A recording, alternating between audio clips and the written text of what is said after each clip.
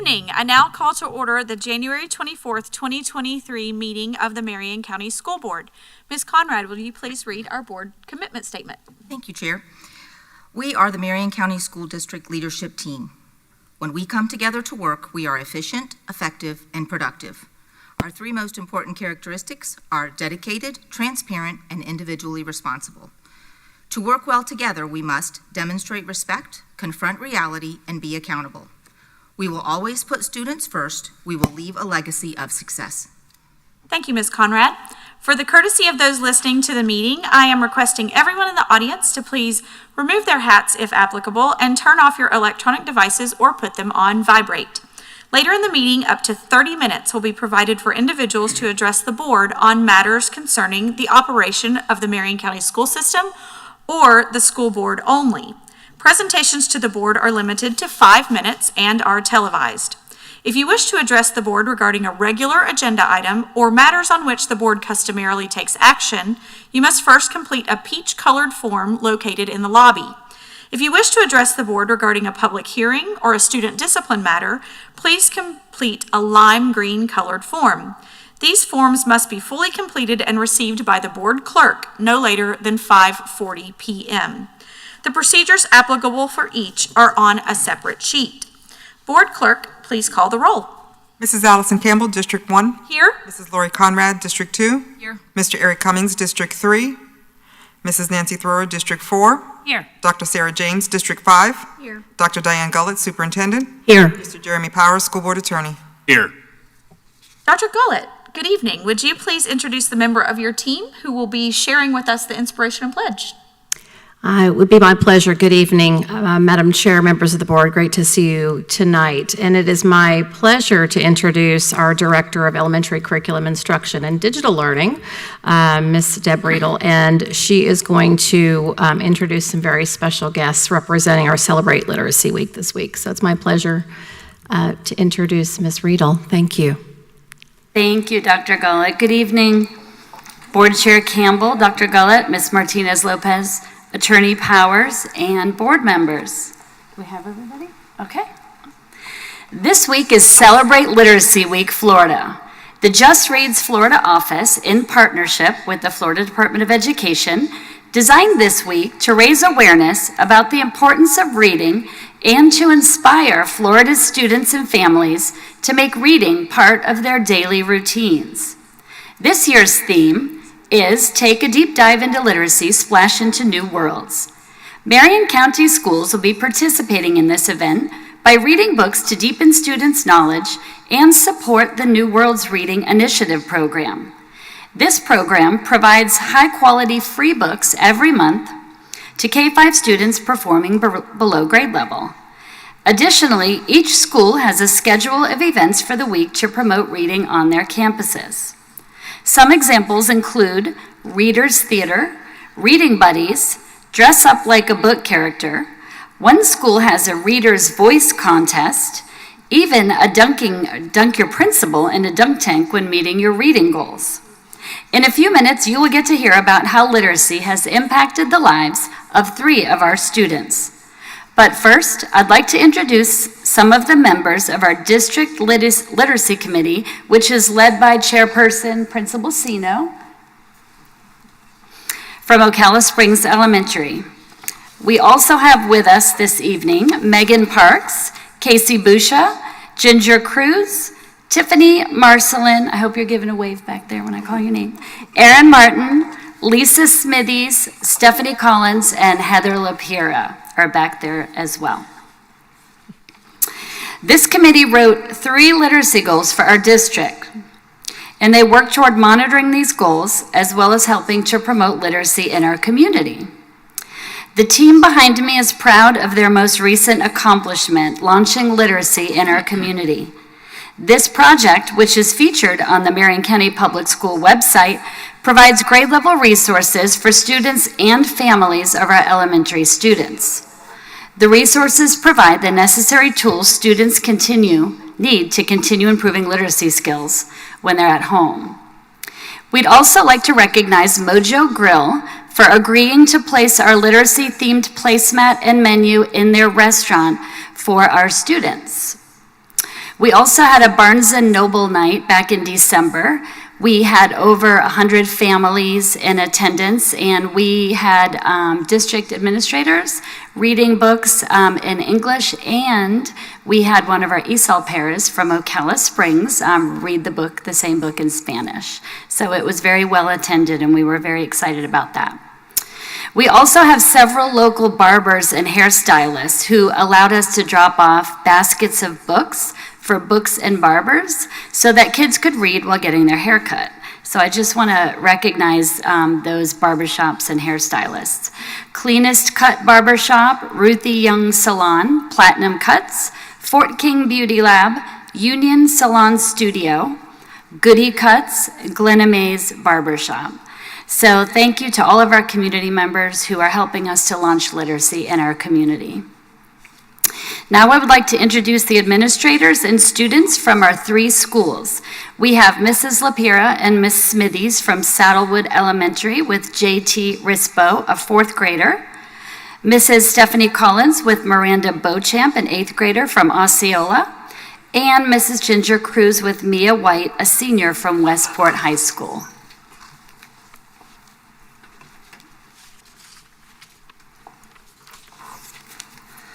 Good evening. Every day we strive to inspire our students to become readers and to improve their reading skills every day. Miss Lapira and I are privileged to introduce J.T. Rispo to you. He is a 4th grade student at Saddlewood Elementary, and he is ready to share his journey of reading with you. Good evening. People often ask me why I read so much since they always see me with a book. My love for reading started in kindergarten. I remember one time we decorated our door about a book the class chose. My class chose The Very Hungry Caterpillar. We made a caterpillar and we made leaves for the caterpillar to eat. It was so much fun! My next experience happened in 1st grade. I'll never forget how Miss Lapira and Dr. Smithies called me up to the office after I was adopted and gave me a special book. That book inspired me to start reading, which led me to participate in the Marion Challenge. The Marion Challenge was a school-wide event that lots of kids participated in at lots of schools. We all read so many books. I read over 100 books. When I was in 2nd grade, we did the DC Comics versus Marvel Comics AR Challenge, and every single class participated. Everyone was trying to read books and take AR tests so their team could win this competition. At the end of the year, DC won, so Dr. Smithies, as the team leader for Marvel, lost and had to kiss a sheep. That was fun to watch. In 3rd and 4th grade, I really started reading chapter books. Some books that got me to dive into a new world a lot was Minecraft the Island, Dogman, and Captain Underpants.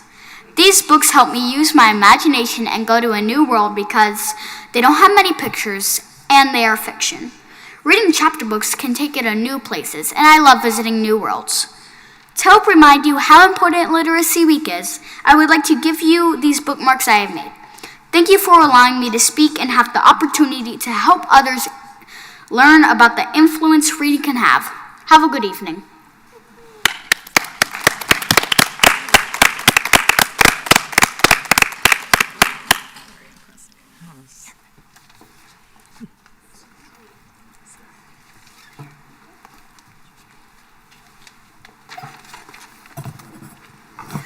Good evening. It's truly an honor to serve as Osceola Middle School's Assistant Principal of Curriculum. And tonight, I have the privilege of recognizing one of our outstanding students, Amy Neely Miranda Beauchamp. Amy is a dedicated and hardworking student. She is constantly challenging herself with her reading goals and has a genuine thirst for knowledge. Amy is a frequent flyer in our media center. She reads the Sunshine State books, asks for recommendations, and is one of the few students attempting the Diverse Dozen Challenge on her own. This entails reading 3 books per quarter, each from a different genre. She's also been recognized as an OMS Random Reader for diligently reading and setting the bar high for herself. In the classroom, she encourages other students to read and will even help them with selecting a book. Amy's positive attitude and her passion for reading are certainly worth celebrating. I'm going to now turn it over to her.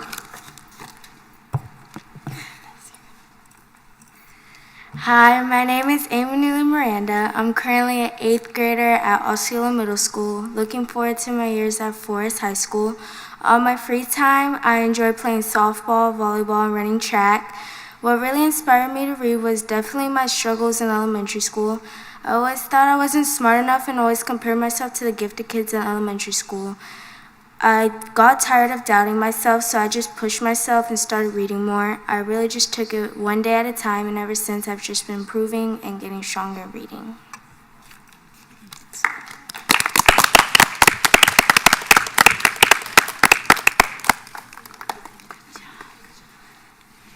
Good evening. It is so awesome to see these elementary and middle school students, and I have an awesome high school senior that I would like to share, and her name is Mia White, and I also have her mother, Natalie White, and I'm not going to say any more. I'm just going to let her share her story.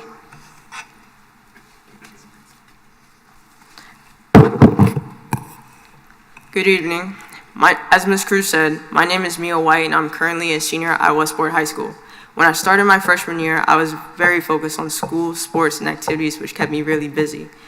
I was involved in cross country, soccer, track, and Raiders for JRTC. In addition to my schoolwork, I read a lot of books focusing on sports and my other interests, but I didn't spend a lot of time with my friends who weren't involved in these activities. My life changed on March 13th, 2020, when my sports and activities were canceled. Spring break went from a week to 2 weeks, and I finished my freshman year online. I found myself lost, I gained weight, and I felt like I was alone. I started my sophomore year online, and I was truly struggling mentally to get myself back on track. I rarely read a book, and I had a hard time with online learning. After the first quarter, I returned to school face to face. Without the support of my friends, I struggled and lost my focus on school, sports, and activities. I lost sight of my goals. In addition to my interest in school, I also quit reading for enrichment. During my junior year, I was still in the I don't care phase, and I did not do my best. Embarking on my senior year, I was stressed out about my future, including my path after high school. Feeling less confident in myself as a result of my lack of effort, I decided that enlisting in the military would be my best path. Mr. Davis, my assistant principal and track coach, saw the spark in me to believe in my abilities again and refocused me on track. Anyone that knows me knows that I have the need for speed. I reignited my training and received several full-ride scholarships for track, which is something I honestly never thought would happen to me. I also will be joining the Navy Reserves while I'm in college. This provided me with the boost I needed to throw myself back into my schoolwork. I started reading books again and focused on reading to learn. Since I found myself still needing to pass my ELA testing requirement, I was placed in a reading class for the first time in my life. Thanks to the strategies that Ms. Haskell provided me along with the change of attitude, I did everything she asked me to do and passed the SAT in December. Through my refocus on studying, reading, and training, my attitude changed and I was much happier. Through my path, I motivated my mother to go back and get her GED. I'm proud to say that she passed her GED the same month I passed my ELA graduation requirement. Needless to say, we're both proud of ourselves and each other. I believe it's surreal since I'm the reason my mom did not get her diploma in high school. My advice is, no matter how bad things get, never give up on yourself. It's up to you and how far you go to achieve your goals.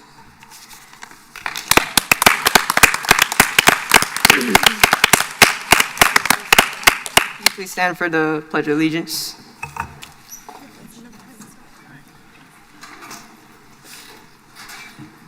I pledge allegiance to the flag of the United States of America and to the republic for which it stands, one nation, under God, indivisible, liberty and justice for all.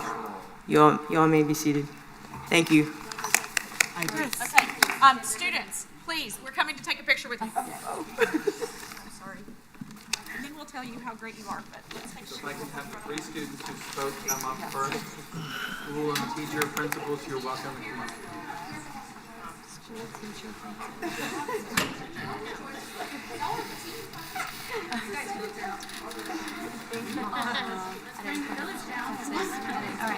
I know, right?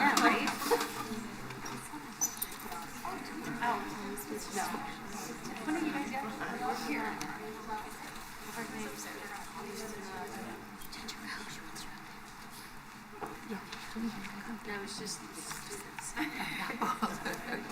So cute. Oh, my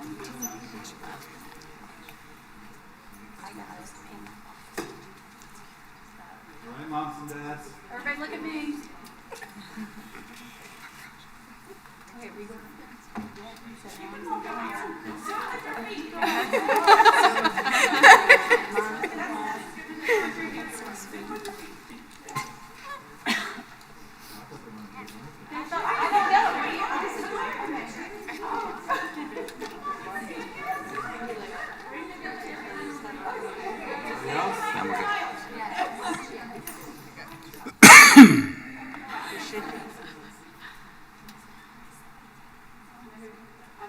Just look this direction.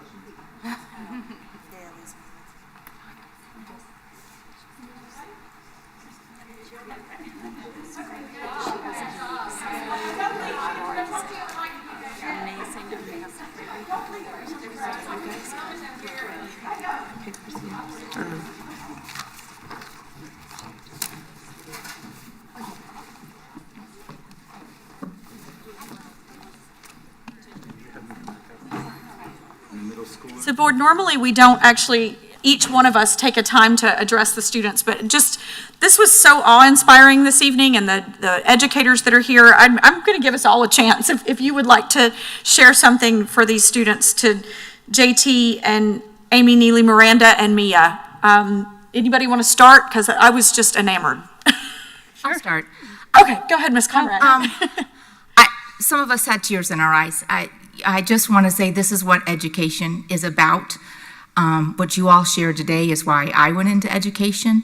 And I am just really grateful that you shared your story with us. And I'm really proud of all three of you. You are amazing.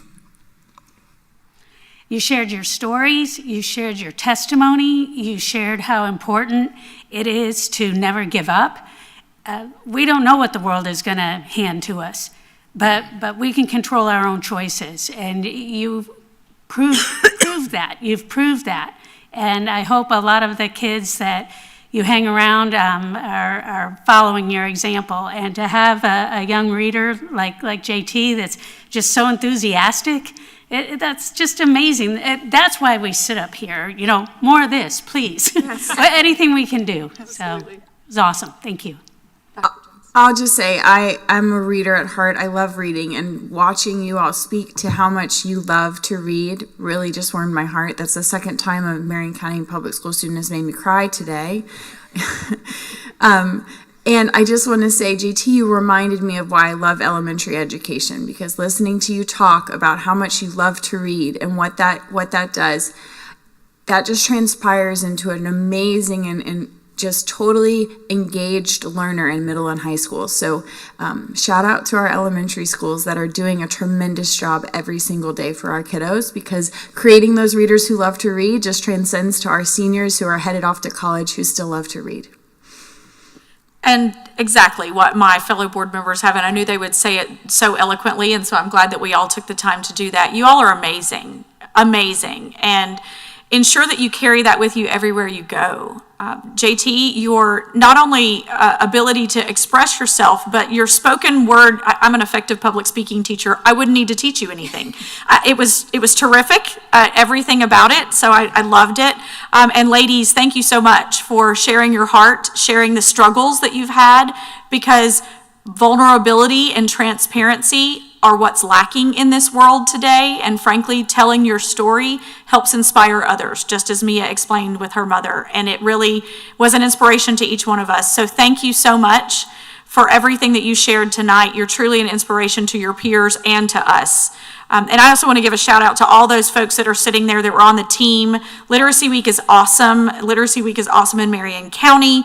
And I can't wait to be reading in a couple of schools this week myself, and I know several of my colleagues have already been in schools. So kudos to all of you guys for putting so much work in this launching literacy. I also want to give a shout out to the communications team, because I think they helped with the placemat creation and all. So Mr. Davis and the communications team on that. So it's all a group effort, and we're a big team here at Marion County Public Schools to make sure that we're producing wonderful products in wonderful students, just like these three that we have before us. So board, let's give them another round of applause. Thank you. Thank you guys so much. We appreciate you.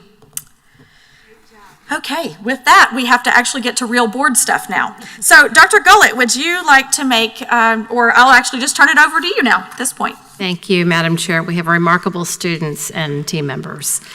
I recommend approval of the agenda for the January 24th, 2023 school board meeting with the materials in the board packet, those materials distributed to board members at the meeting, and the audio recording included as part of the official record of the meeting, with the exception of items D20.1, D20.2, and D20.3 that have been placed under discussion. Thank you, Dr. Gullett. May I have a motion on the superintendent's recommendation? Motion to approve. Motion by Vice Chair Thrower. Second. Second by Ms. Conrad. All in favor say aye. Aye. Any opposed, nay. Motion passes 4-0. May I have a motion to approve the minutes from the October 6, 2022 administrative briefing and work session? Motion. Motion by Dr. James. Second. Second by Vice Chair Thrower. Are there any additions or corrections to the minutes? Hearing none, all in favor say aye. Aye. Any opposed, nay. Motion passes 4-0. May I have a motion to approve the minutes for the October 11th, 2022 school board meeting? Motion to approve. Motion by Ms. Conrad. Second. Second by Dr. James. Are there any additions or corrections to the minutes? Hearing none, all in favor say aye. Aye. Any opposed, nay. Motion passes 4-0. May I have a motion to approve the minutes of the October 17th, 2022 special administrative briefing and work session? Motion to approve the minutes of the special administrative briefing and work session. Motion by Vice Chair Thrower. Second. Second by Ms. Conrad. Are there any additions or corrections to the minutes? Hearing none, all in favor say aye. Aye. Any opposed, nay. Motion passes 4-0. May I have a motion to approve the minutes for the October 20th, 2022 administrative briefing and work session? Motion to approve. Motion by Ms. Conrad. Second. Second by Vice Chair Thrower. Are there any additions or corrections to the minutes? Hearing none, all in favor say aye. Aye. Any opposed, nay. Motion passes 4-0. I will now ask our school board's attorney to explain the rules governing persons who wish to address the school board today. Attorney Powers. Thank you, Chair Campbell. In compliance with Section 286.0114 of Florida statutes, the school board has adopted uniform procedures for public speakers who wish to speak at this evening's meeting, either regarding one of today's agenda items or a matter relating to operations of the school district. These procedures will ensure the public has a reasonable opportunity to be heard on school board and school district matters. A written summary of these procedures is available from the table in the lobby. Public speaker forms are also located on the same table. The completed forms were due to the school board's clerk no later than 5:40 p.m. This evening's speakers will be called prior to the business portion of the school board's meeting in the order of receipt by the school board clerk. Before you begin speaking, please state your full name and address for the record and spell your last name. Each speaker will have 5 minutes of time. However, if there are more than 5 persons who wish to speak, the board may seek consensus to limit each speaker's time to 3 minutes. When the speaker has 1 minute remaining, the speaker will receive a visual notice to complete his or her comments. Speakers may not yield their time to other people. Speakers and meeting attendees are expected to conduct themselves in a respectful manner. Therefore, verbal attacks and profanity are strictly prohibited. Pursuant to procedures for public comments, item 6, speakers are not to identify specific individuals other than themselves or their child, unless the statement's provided 24 hours in advance. The board is here to listen to your comments only. You may be directed to an administrator or staff member following the conclusion of your comments for further assistance to address your concerns. If there are matters dealing with student discipline, including expulsions, they will be scheduled at the conclusion of the televised portion of this meeting. Parents may address the board regarding a discipline matter at that time. To ensure student privacy, only a parent or guardian may use a student's first or last name. Identifying references to or identification of other students or their families is also strictly prohibited. A public speaker's speech does not reflect the endorsement, sponsorship, or position of the school district. Thank you for your attention to the board's requirements, and Chair, that concludes my explanatory remarks. Thank you, Attorney Powers. Ms. Martinez-Lopez, do we have any speakers this evening? Yes, Madam Chair, we do. Mr. Dominique Antonicho.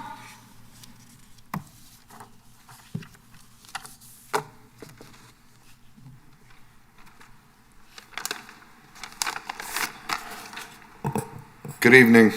My name is Dominic Antonaccio.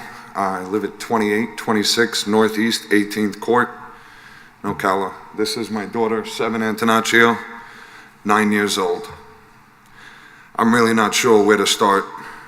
Most of you, some of you know me after extreme issues I've had at Fessenden Elementary already this year. A couple of weeks ago, I went to the school to meet with my kids' teachers. Seven is behind in a couple of her classes, and I wanted to meet with the teachers. Unfortunately, they don't exist. All substitutes. Even the ones that do exist aren't required to be there, but they're with my son 8 hours a day. They don't matter. Okay? Now, when I raise the issue with the principal, I'm told there's not a problem. They're just rotating teachers due to shortages. My response was, she's failing because there's no structure. So that means you're failing. No, we're not. We have a C average. You have a C average? Well, I'm not sure. The state restructured, so we don't know our grade. Okay. You guys consider a 43 a C grade? That's pathetic. Now when I raise the issues, doesn't matter. Next question was, why are there kids running laps in math class? Why are there disruptive kids instructed to stand in the back of the class and do jumping jacks?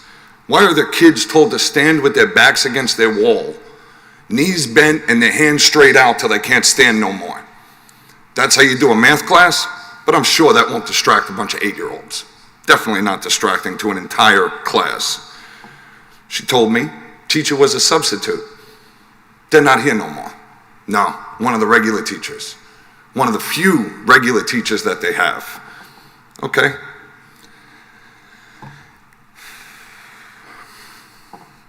Maybe she missed something. Someone who says they're on top of everything, they're bouncing from class to class. I get it. Some things you miss. After the last time I was here, my son was misplaced 3 times after the criteria that you guys set forth to make sure this doesn't happen again. Didn't work. You guys stepped up and said, all right, we're going to suspend this teacher for 3 days for negligence. So you've got a special needs kindergarten teacher suspended for negligence for 3 days. Another joke. Okay? Long weekend. Have a great time. School calls me up. About a week after this, my son got stung by a bee. I go to the school. His hand was swollen like a softball, almost up to his elbow. He had paths of infection running up. Take him straight to the emergency room. Right? He's got 3 wasp bites on his arm and hand. I asked these teachers who are supposed to be around him, every second he's there, you're supposed to be within arm's length. Nobody can tell me what happened. How did a 5-year-old get stung by 3 wasps in his classroom? No answers. It did. It took 3 days for the swelling to go down.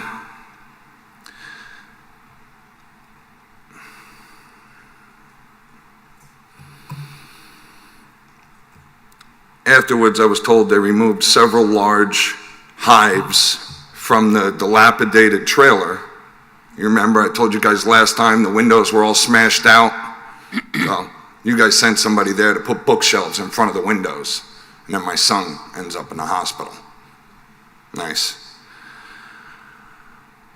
My daughter was COVID restricted because she had a runny nose. 5 days. A week later, I get a call from the school telling me they were going to file truancy charges on me because I'm being a negligent father, not sending my kids to school because my kids are in danger.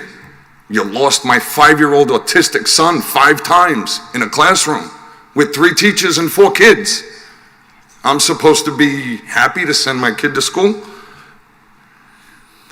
I'm not sure it was you. It might have been another lawyer. Called me from the board. Spent about an hour on the phone with him. Right? I can't just sit here and let principal, teachers, boards abuse these kids. It's not right. When I went to a public forum for help, see if anybody else wants to step up, I went to Class Dojo. Bunch of people, bunch of parents were like, this guy's right. Somebody's got to do something. Boom! Principal erased the comment section. Erased all of my comments, everybody that commented under me, delete. Now you can't even comment. So, okay, let me go somewhere else. Mr. Antonacci, your time has expired. It's expired. Okay. If you want to wrap up and finish your thought, I don't mean to cut you off, but.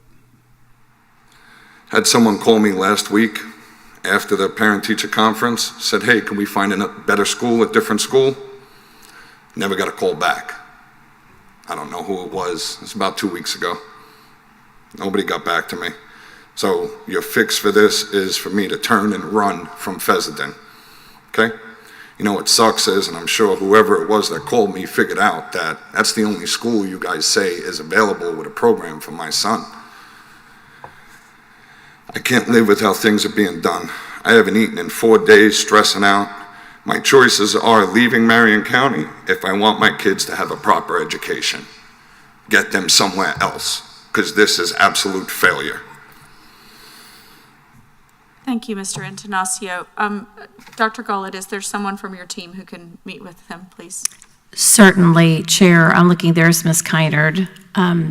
Miss Melissa Kynard is right back behind you, and she is a supervisor for Fessenden, and so she will be happy to speak. I know her.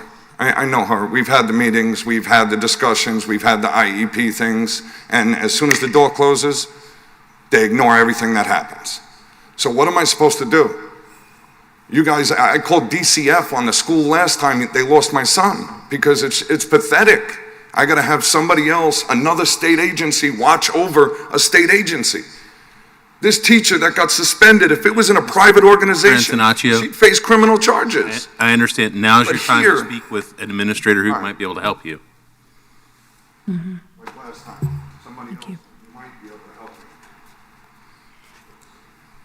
Madam Chair, if I may, for the board, we will hear follow-up from Ms. Kynard for next steps.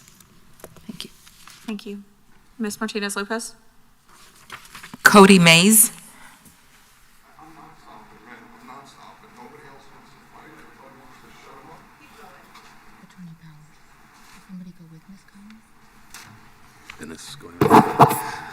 Good evening, my name is Cody Mays. I live at 2950 Northeast 14th Street. My last name is spelled M-A-Y-S. I am a teacher with Marion County Public Schools, and I'm here tonight representing a group of fellow educators with concerns about the proposed 2023-2024 school year calendar. Before stating our concerns, we would like to first state that our position in no way is motivated by a lack of wanting to work, as will undoubtedly be assumed and in some cases has been directly stated by those who have opposed our positions on these matters. All of us care deeply about our students, their well-being, and their success both in the classroom and beyond. We also support the push to provide more time for educators to plan and carry out their administrative responsibilities without having to sacrifice personal time, as well as providing parents with more opportunities to spend time with their children. As such, we would like to direct your attention to the following areas of concern that we have. 1, the proposal for an early release every Wednesday for professional development and planning, and 2, the proposal for winter break to begin on December 19th. The current proposal calls for 1 hour early release of students on Wednesdays in order for teachers to participate in professional development and planning. Speaking from experience, 1 hour is an insufficient period for any meaningful professional development to occur. To be fair, it can be assumed that the regular teacher workday would continue after the release of students, so there would be more time for PDs to continue, but this would ultimately impact teachers' planning time during regular contract hours more than regular duties and administrative privilege already do. We also see the potential for administrators to use these planning periods as an excuse, whether by design or merely seizing the opportunity to take more time for teachers than they already do, for meetings or mandatory trainings that would normally be spent on planning, grades, or other responsibilities. We also ask the board to consider the burden on parents this proposal would create as well, many of whom have or soon will voice their concerns and displeasure with the proposed schedule. To be clear, we are not asking for the elimination of early release days from the schedule, merely that they allow enough time for meaningful, useful training that would not impact teachers' already scheduled planning and in a way that alleviates the burden on parents to ensure adequate, safe care for their children, as well as provide them with more time to spend with their children outside of the school day. Our second area of concern, the proposed start date for winter break. The current proposal would cost staff and parents up to 4 days of travel or vacation due to having classes on Monday and Tuesday and the break starting on a Wednesday. Despite the popular belief that teachers do not teach on the days leading up to break and that we merely spend days partying and having movie days with our students, most of us are engaged in lessons, assessments, and reassessment or remediation with our students during these days based on the curriculum maps and testing schedules we follow throughout the year.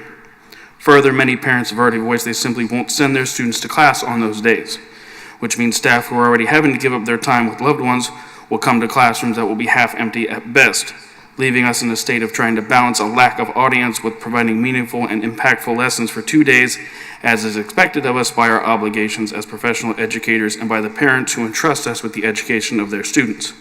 For these reasons, we are asking the board to reconsider their proposed schedule for 2023-2024 and to address the concerns that both teachers and parents have raised and will continue to raise over the potential impacts should you proceed with the currently proposed schedule. Thank you.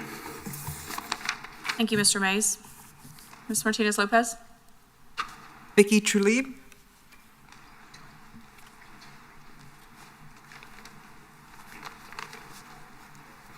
Hello, my name is Vicky Trulib. I reside at 4700 Southeast 33rd Avenue, Ocala, Florida. Can you spell your last name out? I was about to. Treulieb. Change can be a scary thing, but I'm all for change in education. We definitely need to do something to address our teacher shortage and the ability for our teachers to have proper training. However, this new school calendar does not provide what we need, and it is short-sighted at best. When teaching, I think about the overall objective that I want my students to accomplish before preparing my lesson. If your overall objective is for teachers to be able to be trained and have professional development, then you need to look at what they need to be able to have to achieve this. Yes, time is a good start. However, the time you have presented is 1 hour each week. Now, you may not believe this, but an hour isn't much in school when it comes to getting something as complex as a good training accomplished. It takes at least 5 minutes to clear the hall. Then a teacher needs to be able to clear their bladder. That's another 5 minutes. If you have bus duty or car duty, then it can be over 30 minutes before everyone leaves. We're up to 40 minutes on that extra hour. Give it at least 5 more minutes for people to get to their assigned areas and probably another 5 minutes to get everyone settled down and ready to begin. That's about 50 minutes, leaving about 10 minutes for quality professional learning. Clearly, that is not enough time for anything meaningful to happen. Furthermore, what do we actually want to train our teachers on? We talk a lot about differentiation for our students, but we don't often practice that with our faculty. A 15-year veteran teacher does not need the same training as someone completely new to the profession. The band director does not need the same training as someone teaching English. And if you have these people traveling off-site for that training, it just adds more time to the mix. So, 1 hour once a week definitely doesn't address the true objective. It's really just a slap in the face to those who value training. What it does do is hurt our most vulnerable students by shaving off an hour of their learning each week. Our remedial reading and math classes on the secondary level are very regimented and would not have true fidelity if we shave 20 minutes of each class once a week. Our outlying schools don't all offer after-school childcare like MAP programs, and those students don't have a place that they can easily go because they're not centrally located in town. Furthermore, many of our parents are struggling financially, and that extra hour of childcare, if they can even find it, would be a real strain on their finances. Ultimately, this suggestion is a sham. An hour each week would not achieve your goal, and it would not be beneficial for any of the stakeholders involved. It is pure lip service. Let's go back to the drawing board and come up with a meaningful strategic plan that addresses all voices so that we can provide quality schooling in Marion County. Please vote no on this calendar. Thank you. Thank you, Ms. Trulib. Ms. Martinez-Lopez? Maya White.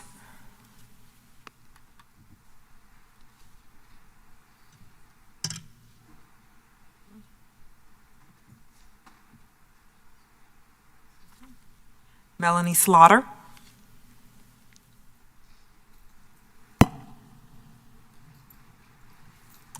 Good evening, Melanie Slaughter, 4525 Southeast 12th Avenue, Ocala, Florida, 34480. I'm here to talk about the school calendar, just to sort of echo what our educators have already expressed. There is nothing more valuable, and COVID should have taught us all that, than having teachers in front of students. And the children that are going to most be adversely affected by this calendar are those at the top in IB classes and AP classes who are not going to lose 32 hours of instruction in a calendar year. And they don't have enough time now to get through these assessments. And these are international assessments. And most international schools do not operate on the antiquated 180 days that we had when most of the country was agrarian. And children had to get off over the summer to help their parents get the crops in. We are in a totally different world now, and our school system is not changed for that. And it's also going to affect those, as has already been stated tonight, that are in the bottom quartile, that need that extra time, those extra 32 hours, to maybe make them be able to pass the SAT with their concurrent score. They may need that extra help in reading so that they're able to graduate. And they're not going to have that instructional time in front of teachers, which is what they need to have. Now, Reverend Cummings isn't here, but I always try to provide a solution. So I have brought calendars for the board from other schools, like Lake County, for example. And Lake County provides teacher orientation for new teachers, out-of-area teachers in the front of the school. And they say it's just subject to board approval if the funding is there. There is nothing more important than funding teachers that are teaching out of area. Okay, I mean, I've got a friend that's an attorney that started teaching in Marion County Public Schools because she wanted to spend more time with her children. And she is not a math teacher. She hasn't had math in a long time. She could benefit from having this type of instruction at the beginning of the school year. They also have pre-planning, like has been suggested, August 1st, all the way up until the pre-planning period of August 10th when school starts. They get an entire week off for Christmas. They start the winter break on December 16th. What do they provide during the 19th and the 20th? They provide full day of enrichment for teachers that are paid for them to come in and get enrichment. And you have the ability with the programs that you've already purchased through technology that I've heard in other school board meetings, target it. I'm going to a seminar on Friday for family law. It's not going to do me any good to go to a seminar on trusts or estates or contracts, which is what you have these teachers doing. You can't just boilerplate what they need to be successful in the classroom. If you have a math teacher, they need to get professional development in math. If you have an English teacher, they need professional development in English.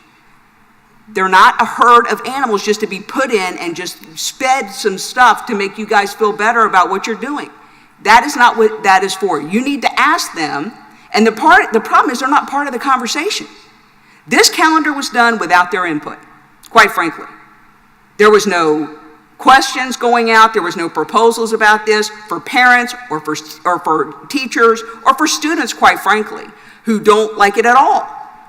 And I would suggest that those 32 hours need to be with children in front of teachers learning, because that is what they're in school for.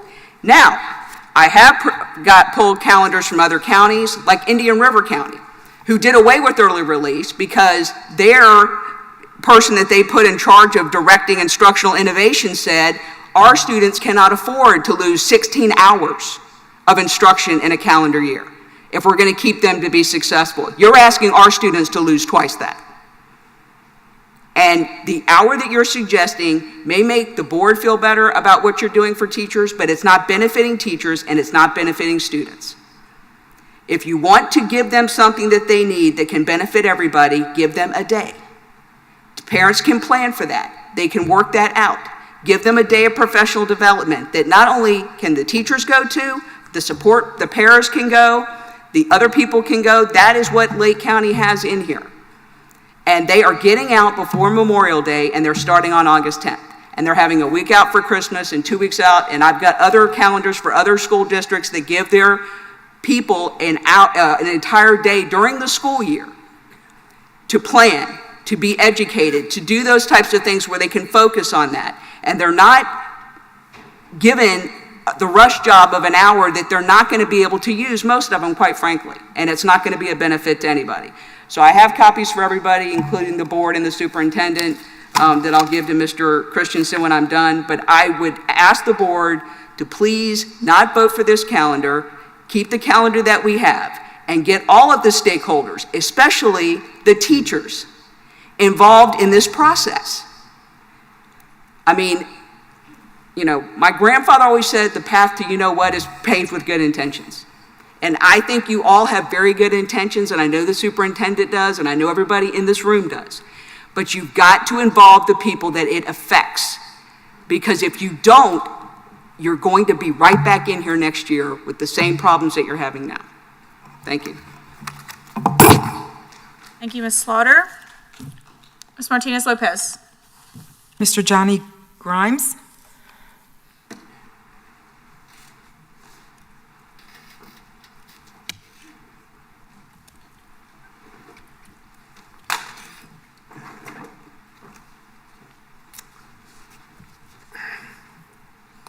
May I have this, sir? There's 6 of them for the board members and the superintendent.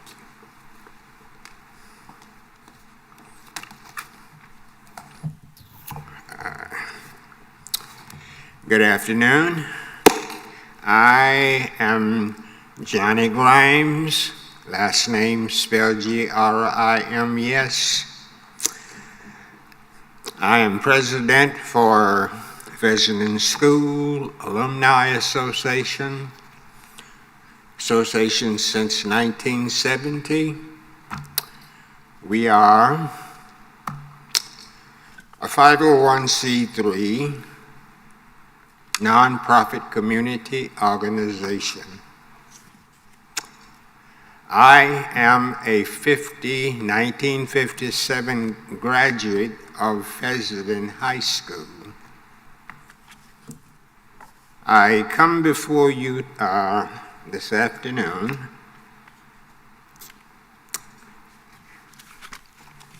with the proposal to ask for a favor from the board.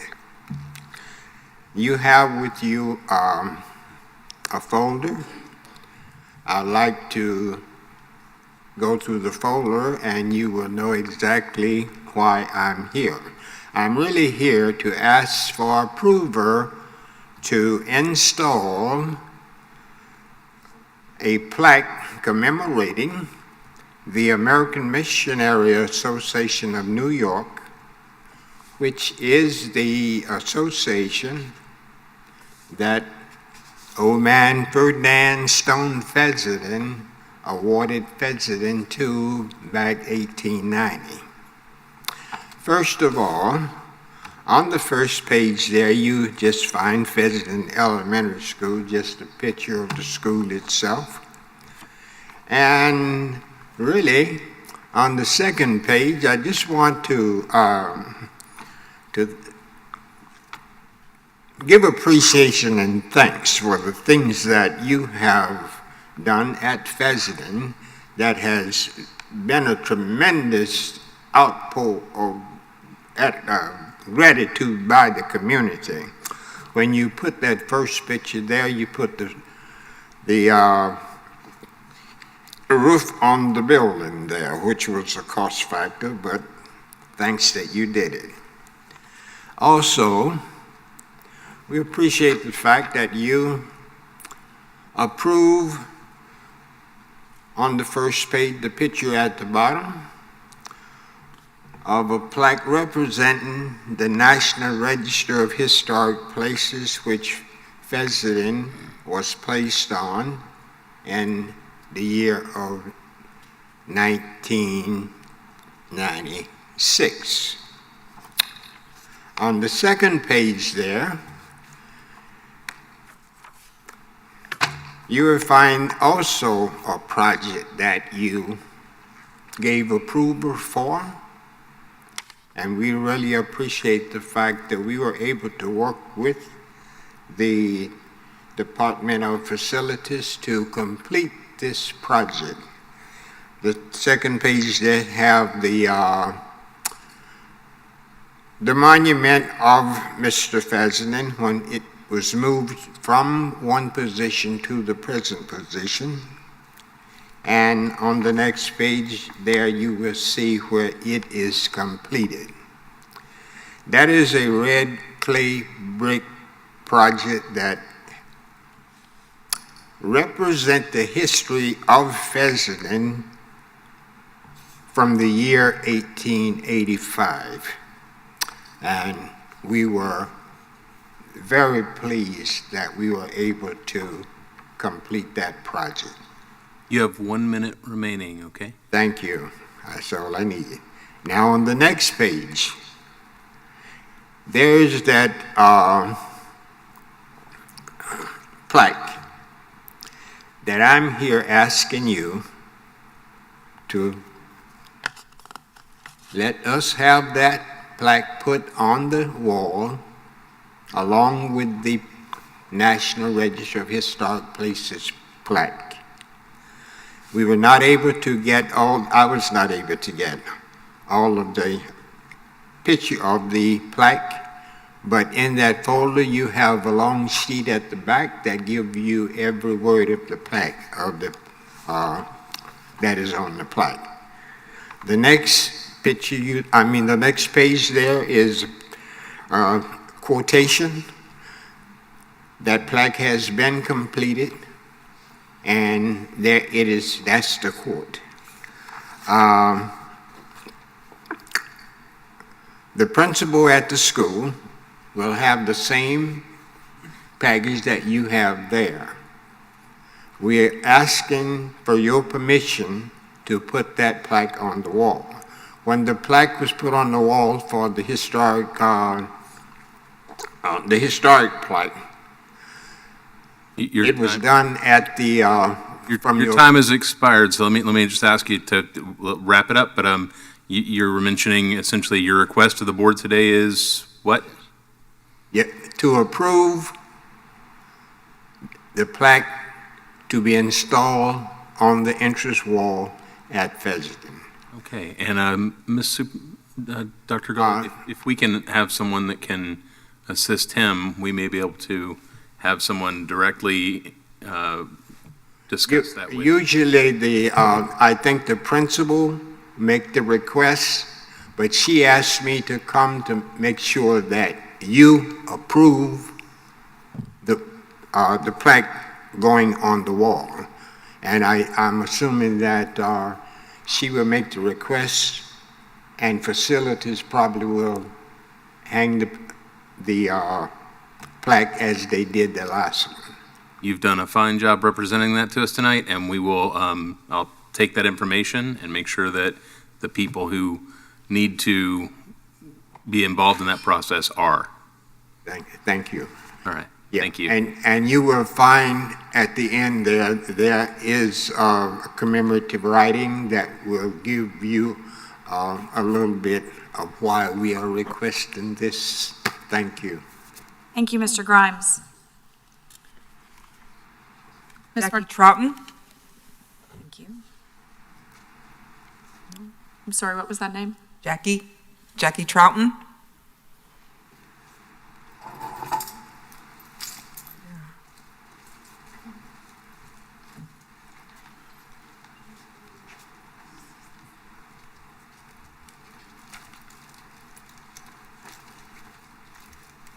Hello, good evening. My name is Jackie Troughton. That's Troughton.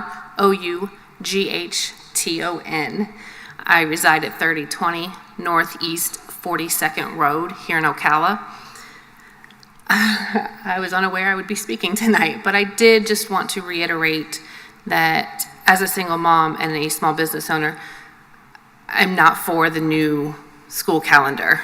I agree with all the previous teachers who have spoken. It's just not in the best interest of the children or the parents or their teachers. And I just ask that you take into consideration everything that's been brought to your attention tonight and everyone that has spoken. So that is all. Thank you. Thank you so much. Ms. Martinez-Lopez. Melissa Mooney.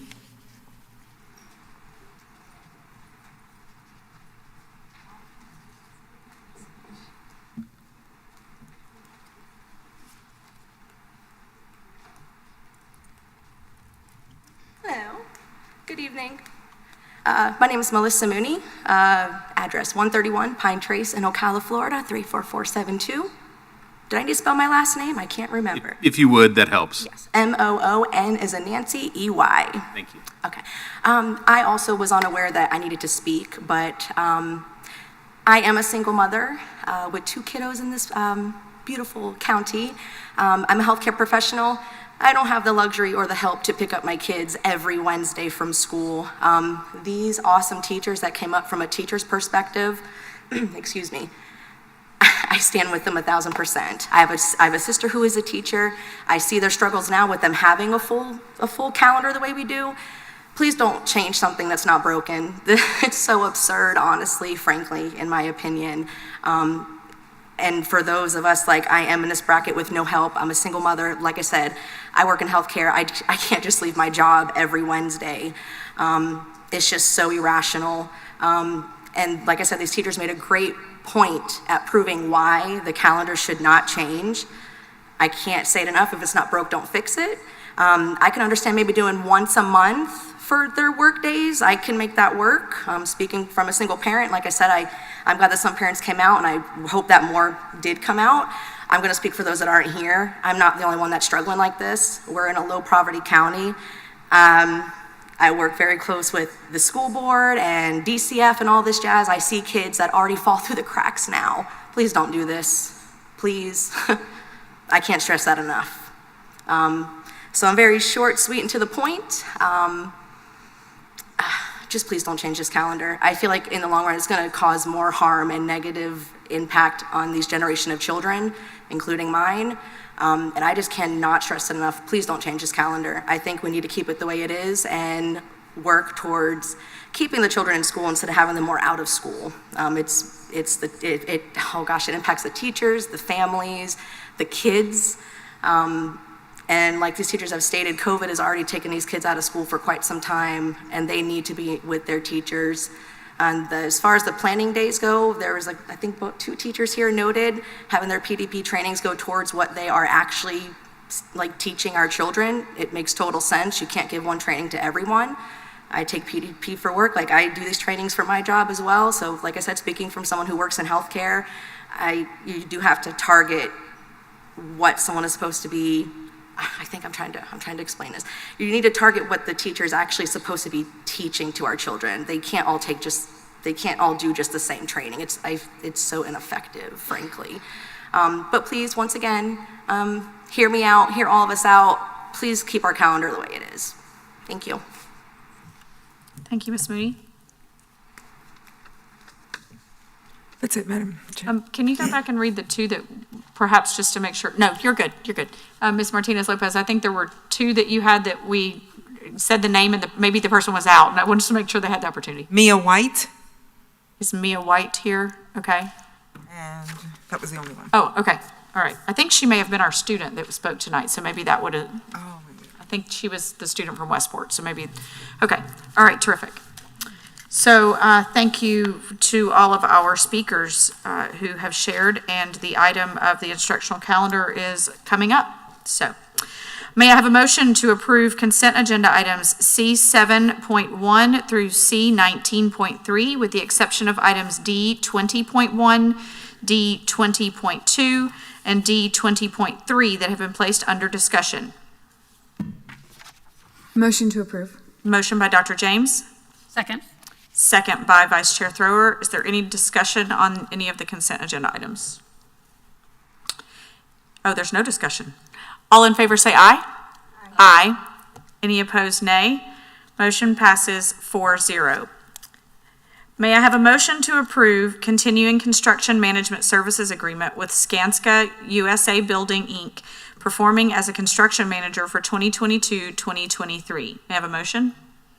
Motion to approve. Motion by Dr. James. Second by Ms. Conrad. Dr. Gullett, I understand you would like to share some additional information with the board about this item. I would. Thank you, Madam Chair, members of the board. Believe you all received information from Ms. Barb Dobbins, our Executive Director for Operations and Emergency Management.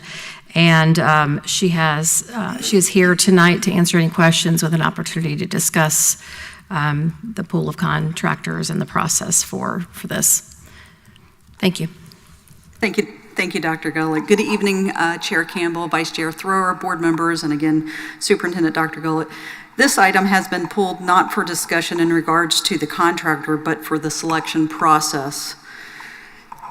This contractor is one of 16 companies selected to receive a service agreement that allows them to be selected to provide construction services for various capital outlay projects.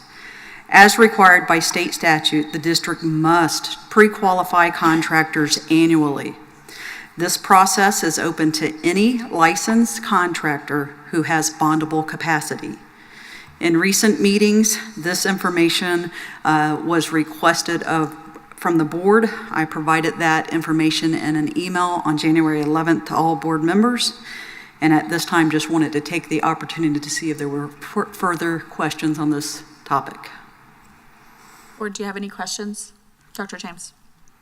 I'm just seeking some clarification. So Mr. Knight and I were able to have a couple different conversations via email and phone, and I was able to ask some specific questions to the point you just made. And so I just want to seek clarification based off of information I think I've received. You said that these contracts are renewed annually. Is that correct? That is correct. And then I want to make sure I understand, you also said that the application is available to any qualified general contractor to apply annually? So yes, to be selected, they must be pre-qualified, which is an application that opens in and around April, which is advertised in the Star banner, advertised on our website, and also we put it in the Marion County Builders Association. And it is open to any licensed contractor who has bondable capacity, and there are some other requirements listed in that application.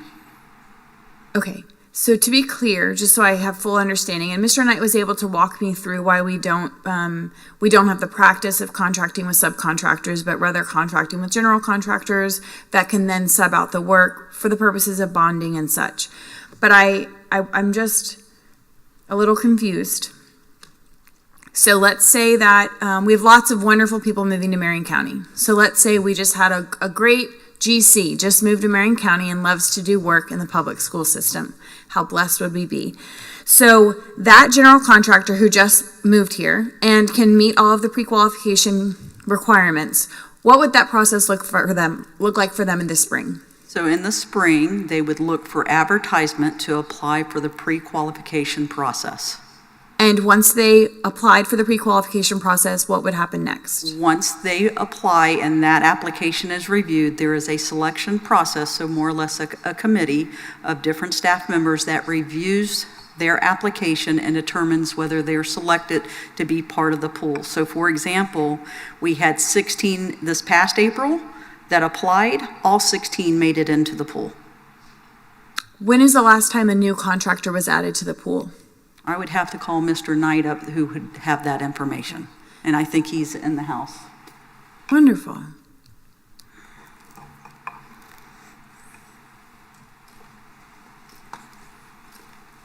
Thank you. Excuse me, good evening, ladies and gentlemen. First, I want to clarify that pre-qualification is different than an annual contract. In pre-qualification, per the statutes, you have to meet certain criteria just to contract with the school board. Mm-hmm. So that doesn't guarantee a contract, and it is not even a contract in itself. Annually, we pre-qualify. Some districts roll over, but the terminology in SREF, state requirements for educational facilities, states that we have to do this annually. So what we do, as Ms. Dobbins noted, is we advertise for pre-qualification. If a company were to move into Marion County, and they are properly licensed and insured, of course, we would know that till they apply. They fill out that application, and the review team, after the deadline for applying, reviews that criteria.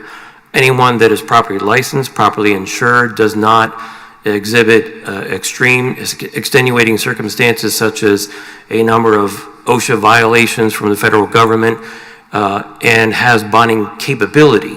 It doesn't matter what your bonding capacity is, just having to have bonding capability would be deemed acceptable for pre-qualification. That list then comes before the board, and the board approves that pre-qualification. So each individual that applied for pre-qualification would get a certificate that outlines the time period, which sunsets June 30th of each year, and also outlines their bonding capacity based on what they submit in their application. And then you are on standby really for any project that we have that we advertise out for. Those that are in that pre-qualified pool get the same advertisement, whether it's a $1 project or a $20 million project. Anyone that's pre-qualified is eligible to submit on whatever it is that we're advertising. The caveat, of course, is that if it is a project with significant dollars attached to it, like a $20 million project, they would have to be able to bond at least that value of project. Some contractors don't have that bonding capacity, but they may go and get a rider from their surety company that allows them to bid or supply submittals for that project, which is why everyone gets the same notices rather than just somebody that we think might be able to bond that project.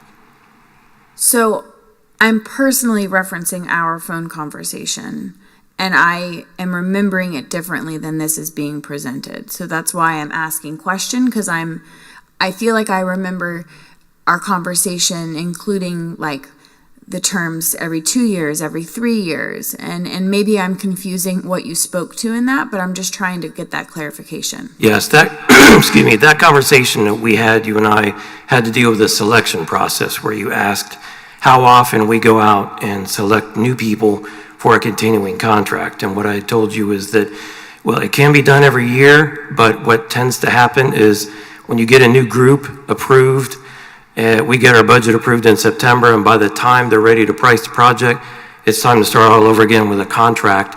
And so we barely get the projects out the door for pricing, and we're having to do a selection process all over. Pre-qualification happens annually.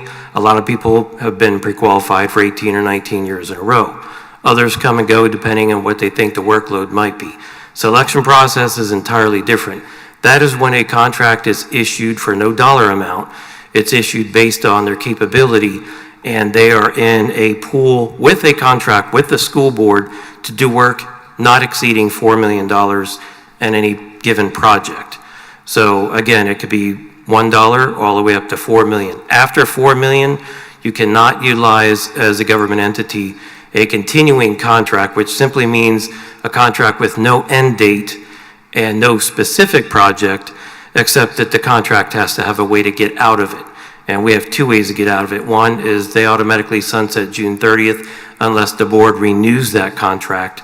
Or two, if the board has cause, they can withdraw that contract for whatever issue the board might have.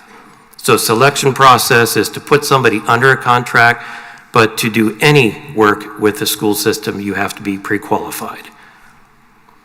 And what we're approving today is the individuals who were a part of the selection process? This is a contract. The board may recall that, I'm not sure what the board date was, but some months ago, the board approved a list of continuing contracts to be issued to contractors picked through a selection process. This contractor was picked. They are a very large company, a national company, and I'm sure they have a team of lawyers that took months to go through the contract and got the contract back much later than the other contractors that the board already approved. So what the ask is tonight is to add this pre-qualified contractor to the list for a selected contract.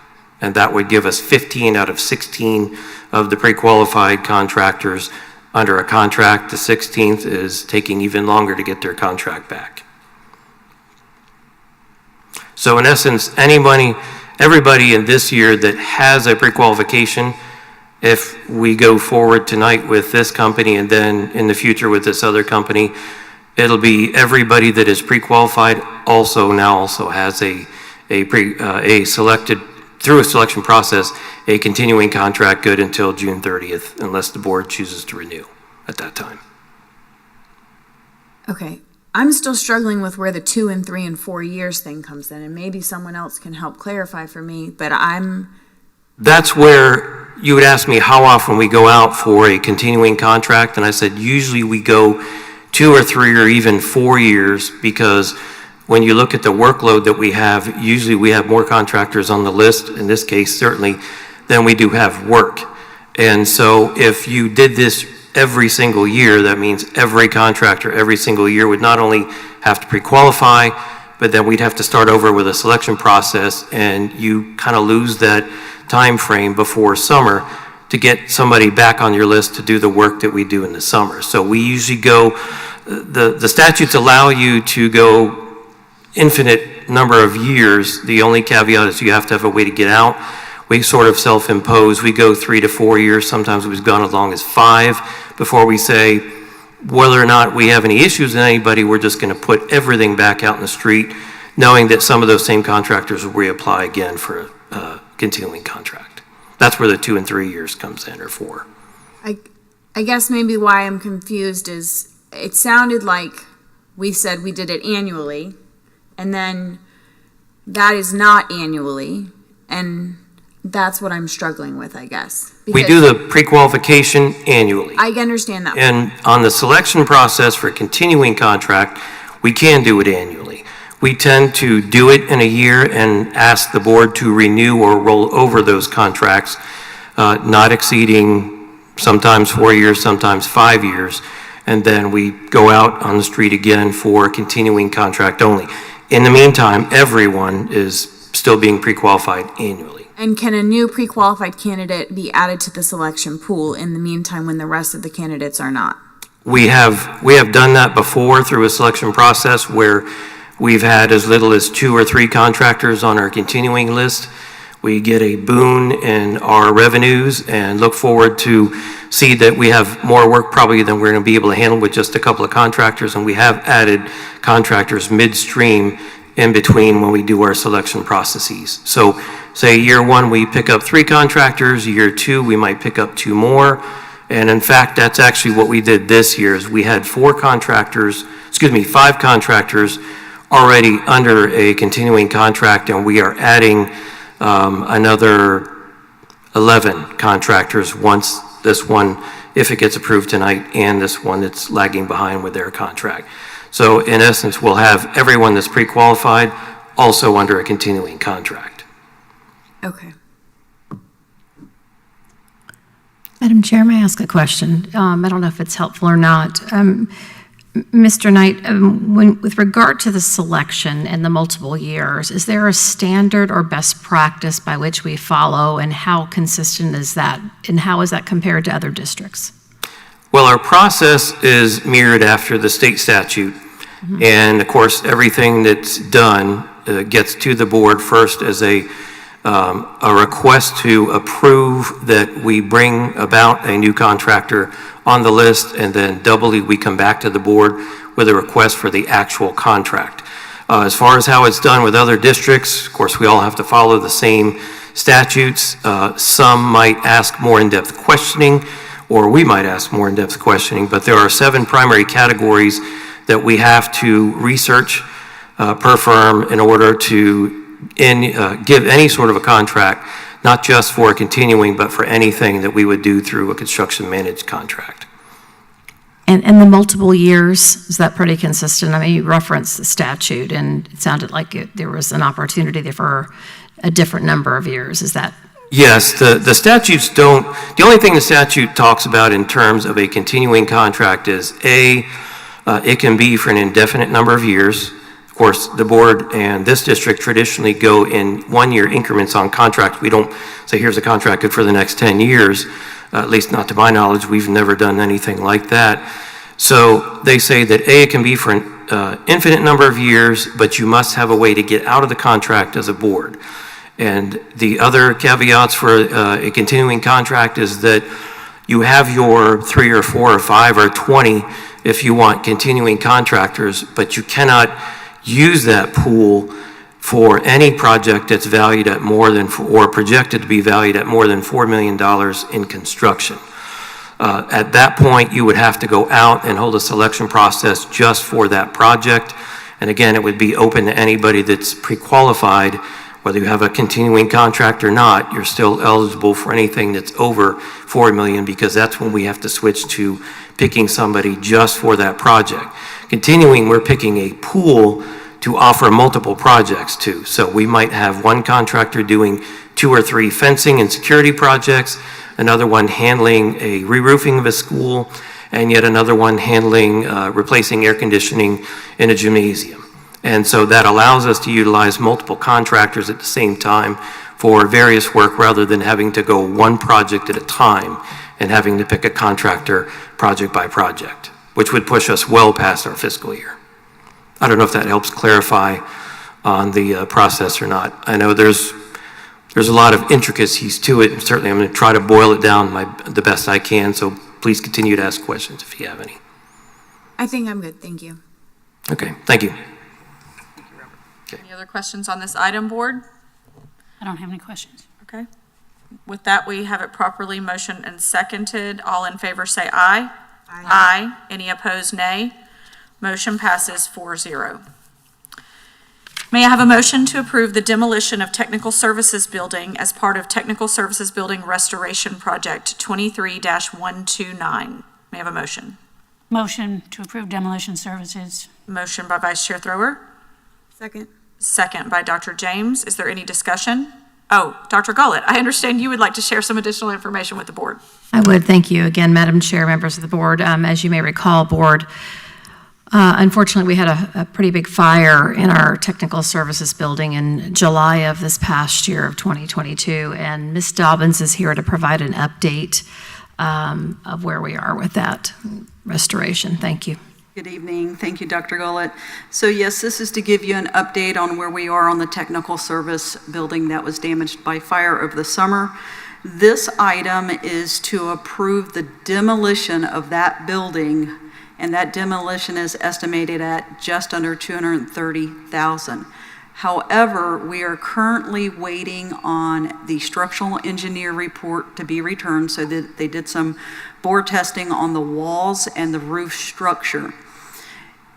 The question in hand is whether this report will return that the walls can be reused in the rebuilding of the building, or if the roof structure can be reused. If both or one of those items are reusable, then that would reduce our cost on this item, but we wanted to present it as an up to $230,000, so we do not delay in the demolition of the building if the results come back that we demolish the whole building. We are on a 18-month turnaround with the insurance company to rebuild this building, so it was definitely a necessity to write this item in this fashion so that we don't delay in any further work on the building.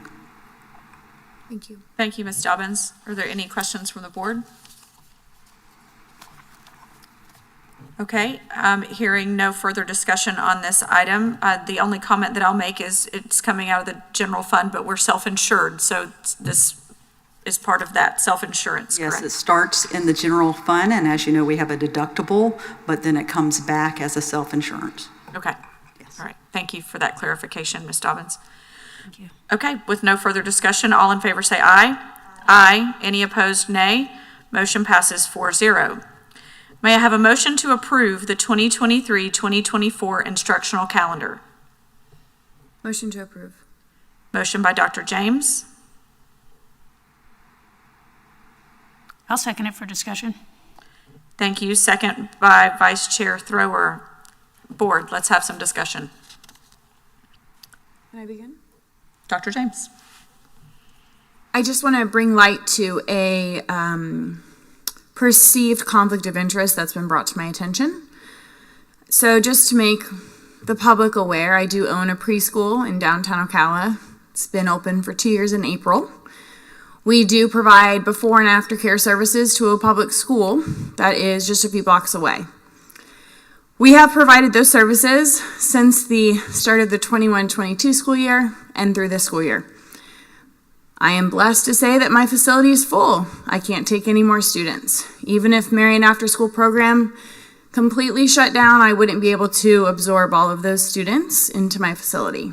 So the way this calendar goes, whether it's early release days, early dismissal days, full days off, there is no added benefit to my business, as we will operate as we have operated and will continue to operate. So I wanted to make public acknowledgement of that, and I can acknowledge that there may be a perceived conflict, but I do not agree with that conflict of interest. I do want to speak to Ms. Slaughter's calendars that she brought forth. My understanding, and I saw my favorite person, Mr. Ayers, walk into the building because I wanted to make a confirmation, and you can just nod your head if you want. It is 86 instructional days. Is that the number, the special number, Mr. Ayers? Okay, he gives me a head nod. So the magic number that I have worked off of as we have developed this is 86 days. I appreciate Ms. Slaughter taking the time to prepare these calendars that are currently in action. They're 22-23 calendars in some of our neighboring counties. And like Mr. Ayers, math is not my first subject to love. But as I did quick review, I can see that the Lake County School District in semester 1 is meeting 84 days this year. Wakulla County is meeting 85 days. Suwannee is meeting 82 days. And Levy is meeting 87 days, with Marion County this year meeting 86 days for semester 1, which is the expectation to meet our minutes. I say that to acknowledge that it sounds, and maybe Mr. Ayers or someone could speak to why another school district can have 82 days and we have to have 86 days, except I know the answer. They have longer school days because it's about minutes and not days, I believe, right? I get another nod. So it's about minutes and not days. So if we were to shorten the amount of days in our semester, it would require us to lengthen the amount of minutes in our school day. And that would also incur a significant disruption to our families. I think personally as a parent myself, it would definitely cause disruption to the drop-off and pickup schedule because our days would have to get longer to absorb those minutes. So what I'm looking at is solutions that aren't going to work for our current bell schedules that exist in Marion County Public Schools.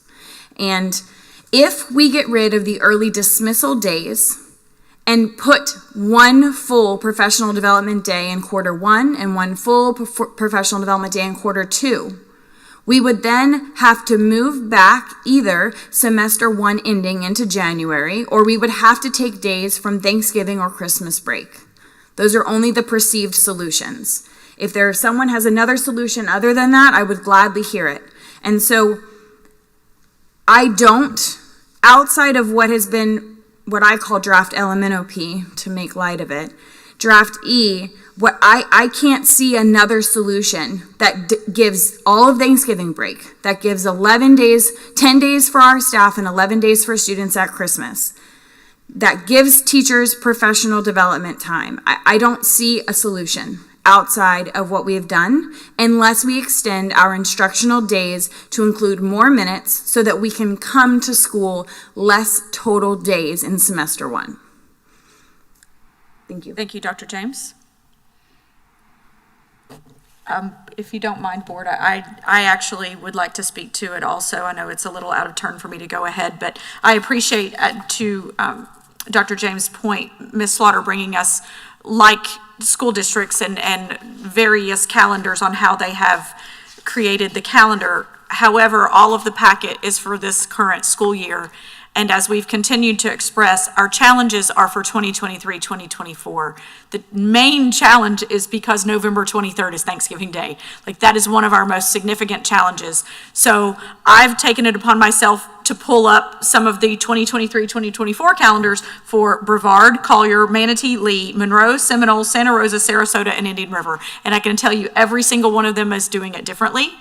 But on the whole, they are getting out on the 22nd of December, if they're giving a full week at Thanksgiving, or they're not giving a full week at Thanksgiving. And so those are, on the whole, also a significant number of these calendars are still in the proposal phase because they haven't yet approved them, and I'm sure they're getting public comment like crazy about them. But those that are approved were approved 2 or 3 years ago, which is hopefully the process that we will eventually get to, where we're approving these 2 or 3 at a time. So everybody is prepared and everybody can plan their calendars for years on end. But I did want to express, if you want to ask a specific question about a specific calendar from a county that I named, I have them all up right now. That's the luxury of having a laptop in front of us. But they are all doing it very differently. The challenge we have is if we're going to do a full week at Thanksgiving, we are unable to do the Christmas break in the way that was proposed this evening by our educator that came and asked. We're just not. And so we're taking from one or the other, and it's based on the semester. And several of the others also have their school year ending after Memorial Day, even 2, 3, 4 days after Memorial Day, which was also something that we were trying to accommodate for our families in Marion County. We have a perfect storm. November 23rd being Thanksgiving is causing us significant issues, and clearly it's causing all the districts in the state of Florida some issues as well, and everybody's addressing it differently. So I just wanted to express that. Thank you.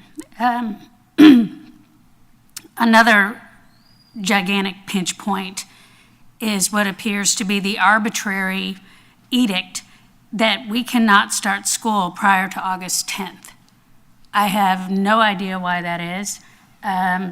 Attorney Powers and I have been doing a little checking on that, trying to see if we have any wiggle room, if it's written as a may or a shall from the legislature. Dr. Gullett and I have met extensively on this. I still don't like the answer that I'm getting because I remember years ago we started August 8th. And if it allows us to honor what the community is asking of us for Thanksgiving and Christmas or winter break, then as a board, we want to try to accommodate. I happen to be very grateful for this community engaging with us. I really hope this continues. And some people may say, well, you know, this has made it complicated, and would the board just please make a decision? Well, having the engagement from the community means everything. And if that extends the process, if that brings in new ideas, if that brings in an LMNOP or an E, then each time we get a little closer to trying to figure out a way to accommodate everybody. What's really bugging me is that we're going to be in the exact same position next year, because the 10th is then going to fall on what day? A Friday. So we would start school on Friday to try to get the number of days that we need.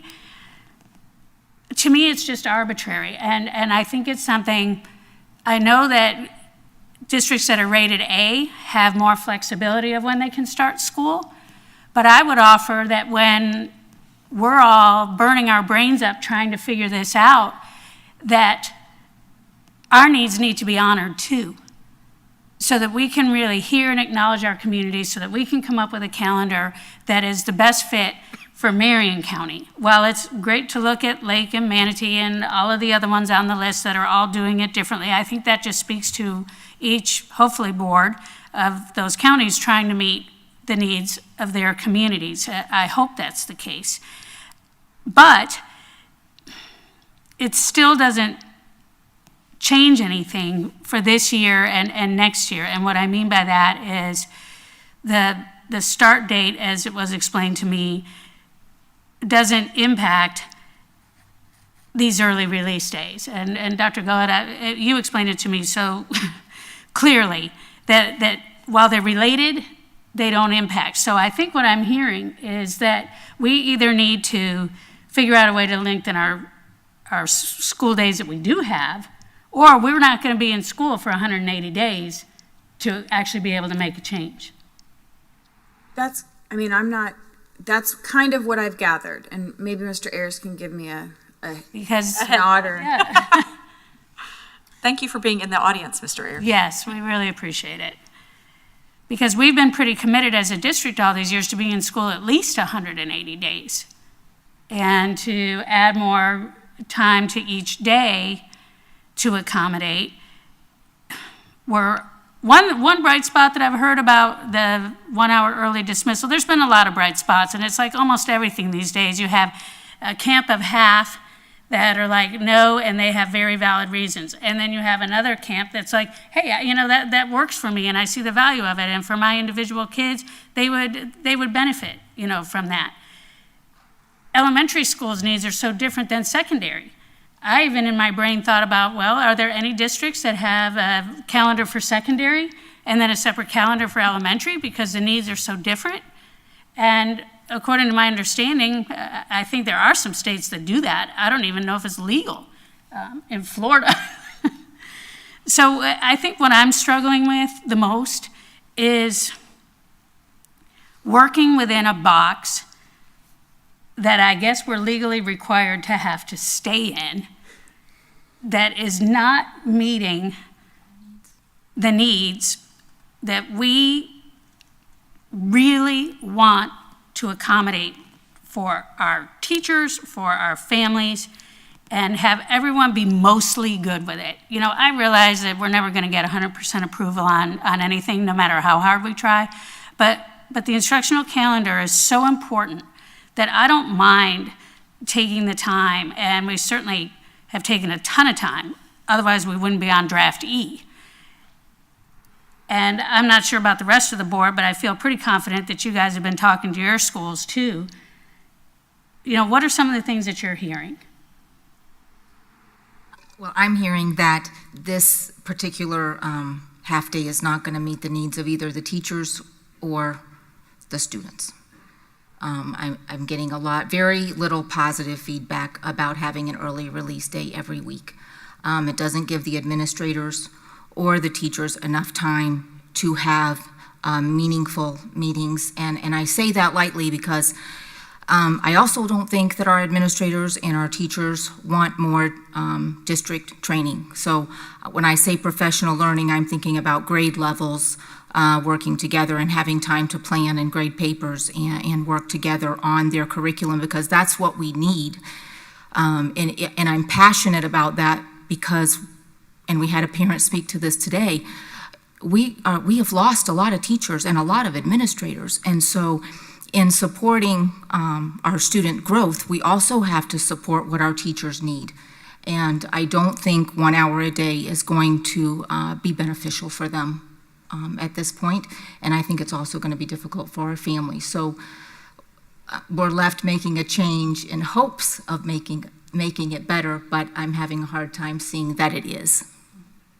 And something that I have experienced through the years, because everyone with their different input, some have said, well, why can't we just go back to the traditional quote-unquote half-a-days? Well, I think that most of us know, after experiencing them as parents and as educators, that those half-a-days were perceived as just that, not 2 hour early releases. Our attendance could have been a lot better. And so why would we go backward? I'm not interested in going backward. I want to go forward into something that we can actually approve for next year, while we continue to work on and refine all of these elements. I'm not comfortable with the return on investment for the 1 hour early dismissal. I've thought about it from many, many different angles. But where I'm really stuck at this point is, what are the alternatives? What are the alternatives? Because when I looked at these calendars from 22, 23 from other places, I see the same pinch points that we've been hearing. We're going to have teachers come the Friday before Labor Day weekend.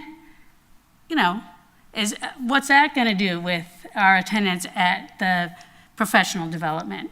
I 100% agree that if I'm a foot and ankle surgeon, I don't need professional development on how to do colonoscopies. I mean, that just makes sense.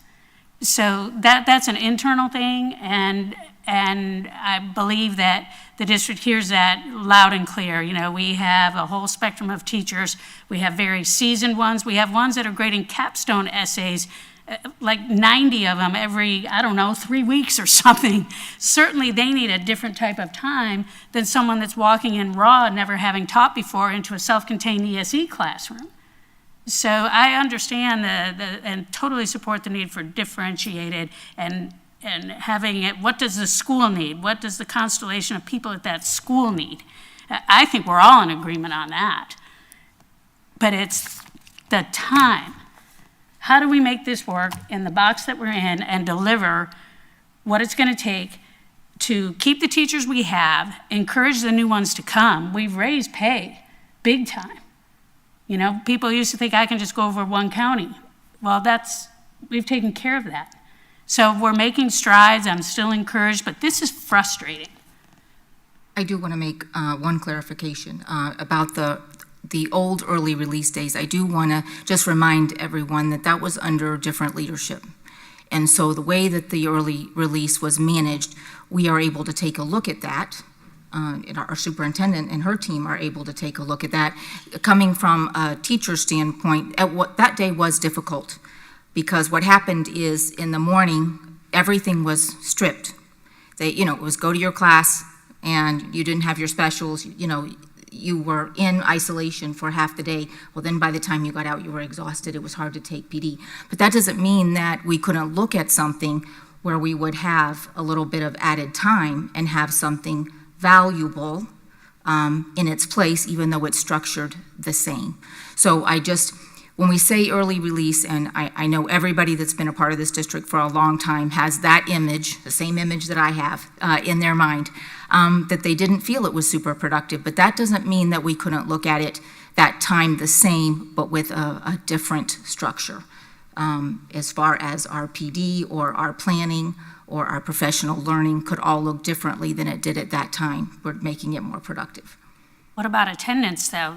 That's the other thing. And maybe as part of this community engagement, we'll be able to make it almost like a compact with the community that if we decide on something that results in a shorter school day, but less often, that the kids will be sent to school.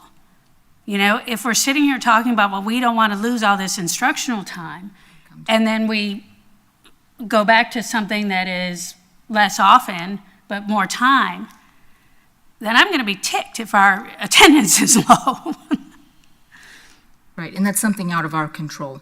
We had a program the other day, and our schools are doing everything in their power to motivate and encourage our families and children to come to school. But I think that's some feedback that we're going to get no matter what our decision is, because you've seen feedback about Christmas break and Thanksgiving break. Every break there's been negative feedback about, I'm not going to send my kid to school if you do it this way. Well, that's out of our control. We are here to educate children.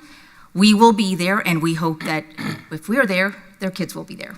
Well, true, and there's also this perception that on the half-a-days that the kids were just watching movies anyway, and maybe it was a marketing problem, I don't know, but if we're going to go to something like that, then we need to reinvent it and really make it clear that it's not a day off, it's not a day to just count time till it's time to go. It's actually like a real day. May I? Dr. James. As a teacher in the secondary fields in 6th through 12th grade, if we're referring to the model we had, where we had a 2-hour early release. Once a month or so. Ask any secondary teacher how long their period was. It was not long. It was a minute. It was bloop, and then it was gone. It was 30 minutes. Quick. And yes, and this is the part that I struggle with, because as I said earlier, I cherish elementary education, but I've also spent time in secondary education. And we have to look at this through a lens that encompasses everyone, because what we can do in elementary when we have 1 or 2 sets of students outside of special area versus what we do in the secondary level, where most secondary schools go to a 6 or 7 period day. Even if they follow a block schedule, on early release day they would go to a 6 or 7 period day because they needed to just, the teachers would say, well, if it's this, then they're going to lose instructional minutes. So we just said everybody loses instructional minutes. But to that point, there's 30 minutes or 34 minutes or whatever it may be is not a very long time to accomplish anything in a secondary classroom. And so what I would offer is, yes, in an elementary setting, it makes maybe sense to go back to our 2-hour early release because you could maximize your minutes and you could make it make sense. But in a secondary classroom, 34 minutes is not enough to get a whole awful lot done. You can try and do some creative activities, but I was a teacher in a secondary classroom that had 34-minute whatever classes, and I think that we have an opportunity to provide more value than that. I want to also offer, there's been suggestion tonight that we're losing 32 hours of instruction. If we reallocate that time throughout our calendar in a different way, we are still going to lose the instructional time because we're going to have to we're borrowing from Peter to pay Paul. So if we remove an entire day, we're going to have to add a day somewhere or move a day or add minutes. And so I don't love the way that it's presented as if we're losing 32 instructional hours, because I don't actually think that that's completely reflective of what the schedule is offering. I think that it is a way to maximize minutes without completely going days without seeing students. Okay, board, this is robust discussion. This is now our, I'm going to say, 7th or 8th hour of robust discussion when you calculate them all over the course of the 2 work sessions or 3 work sessions that we've had on this particular topic. We have a motion and a second. We will need to have a vote. But Dr. Gullett, I would like to ask of you, is tonight the end-all be-all for us to have this instructional calendar approved? What is our absolute deadline on this? If we were, and I'm not going to think that this is where a vote is going, but if this board happens to vote this calendar down, then what are our options? Certainly. Thank you, Madam Chair. No, it is not. We just have to be mindful that we need time to create the bell schedules, to prepare and notify families, staff, everyone, what the new year will look like. So there's a bit of time, but there's not a lot of time, because then we have communication issues and planning issues, much as you all were discussing. If I may at this time, Madam Chair, I would like to address one component of what I've heard tonight from my seat. I've heard some great feedback from our teachers and our community. And I've heard this mentioned at the board table. I think we have a perception issue. Whether or not the board decides on the early release, 1 hour, which has been presented. Again, I'm going to say this again for the record. It wasn't my idea. I have experience as an educator and a parent, neither here nor there. Whether it's that or another form, professional learning should be high quality. It should be decided upon by those closest to those doing the actual work. And what I'm hearing is perhaps, and maybe this is because this happened in the past, which it appears to be discussed in that way, that it was something being done to people. It was, you must take this training, you must attend this. And I can tell you from the questions that I've asked of my team when they came forward with the committee's recommendation and what I share with educators I speak to all the time in our community, that is not my expectation. If there is time on this calendar, number one, if it's 1 hour of early dismissal, that wouldn't even be sufficient time for meaningful district-based training if it were to be offered. There might be some offerings, but this is about site-based decision-making. This is about what classroom teachers, educators need. I mentioned this in the beginning, I know to you all, time and space, whatever that looks like. is really important to me as a superintendent. Have a lot of background in professional learning, what's high quality and what's not.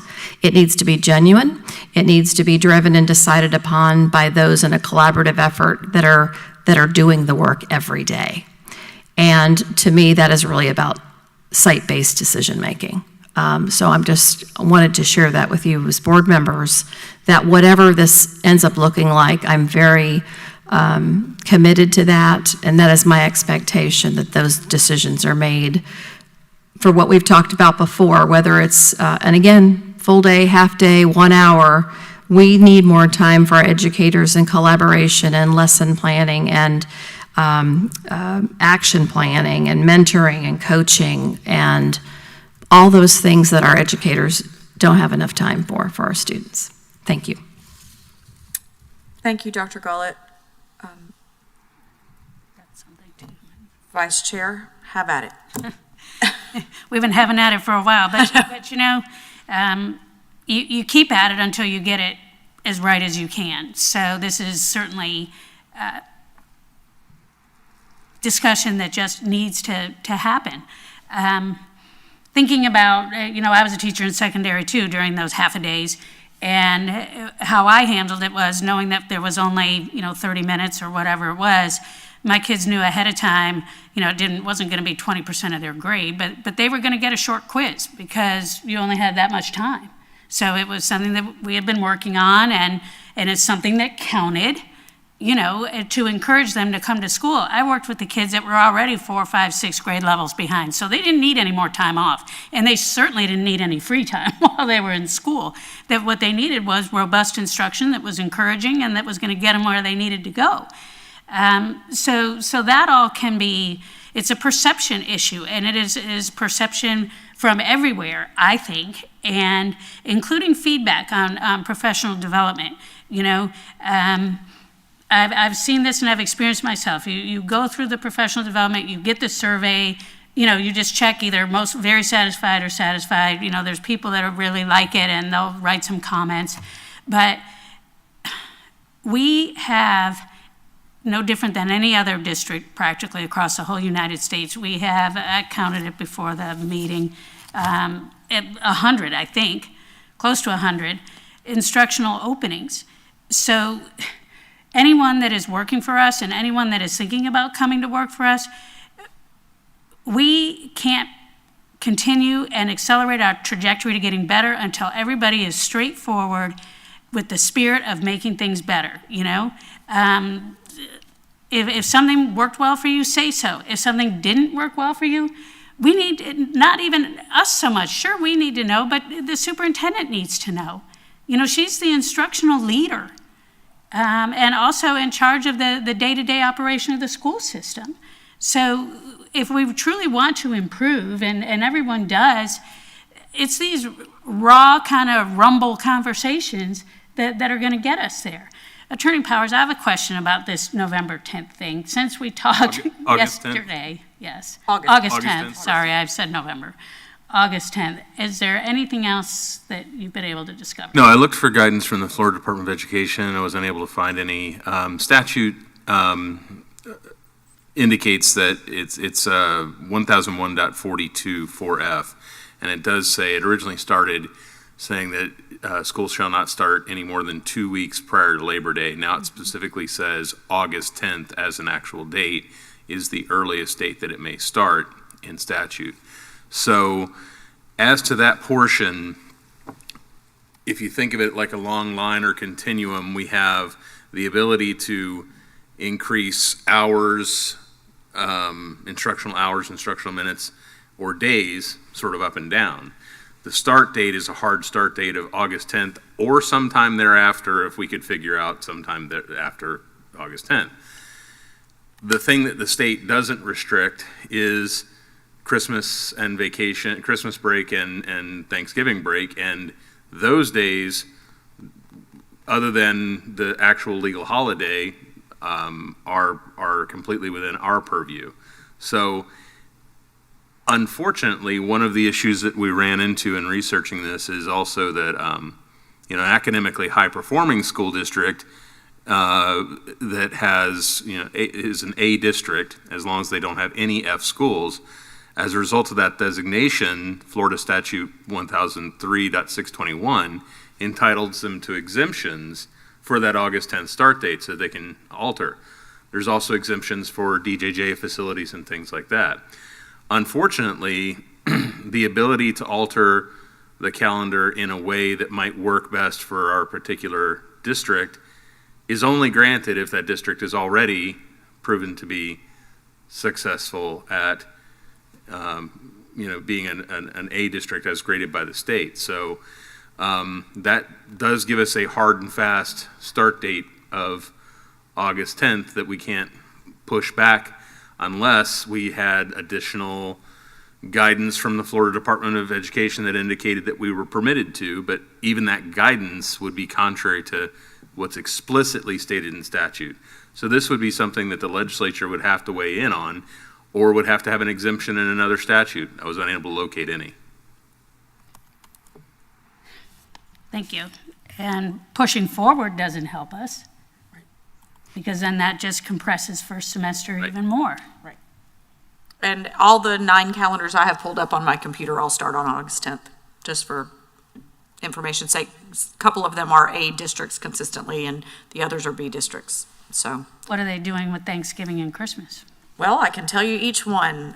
Which one do I have pulled up right now? Indian River is taking the full week at Thanksgiving, and their Christmas break starts on the 21st.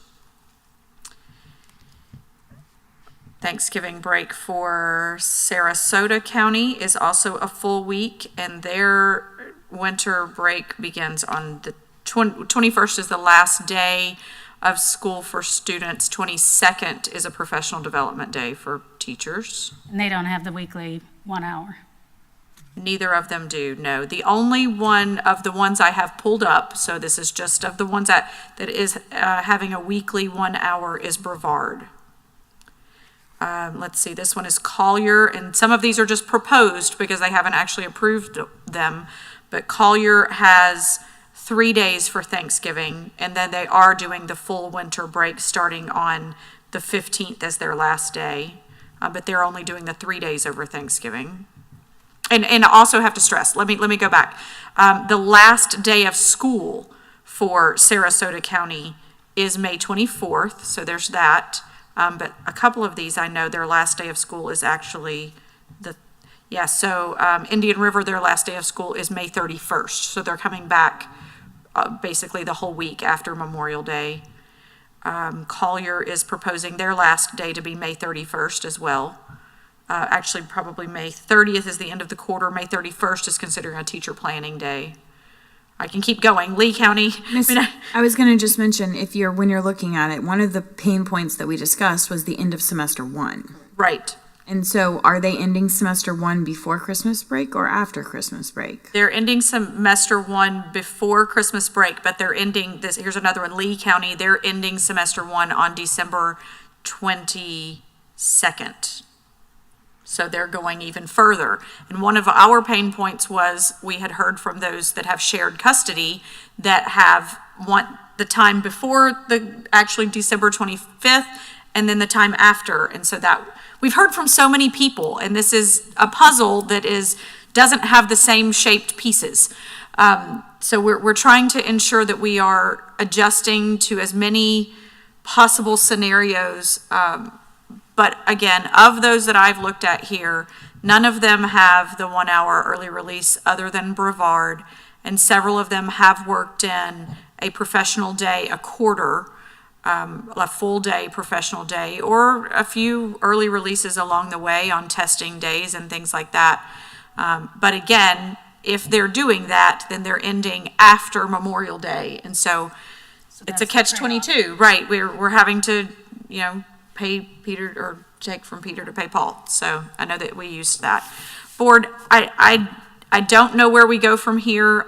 If we make changes to the calendar tonight, can we vote on the changes that were made? We have a motion in a second. Obviously, we can amend a motion if we're wanting to change what the calendar looks like. But if we were to propose having another draft of another calendar, we would need to call a special meeting or something, or at least, because our next board meeting is not until February 14th. Right, right. Well, to honor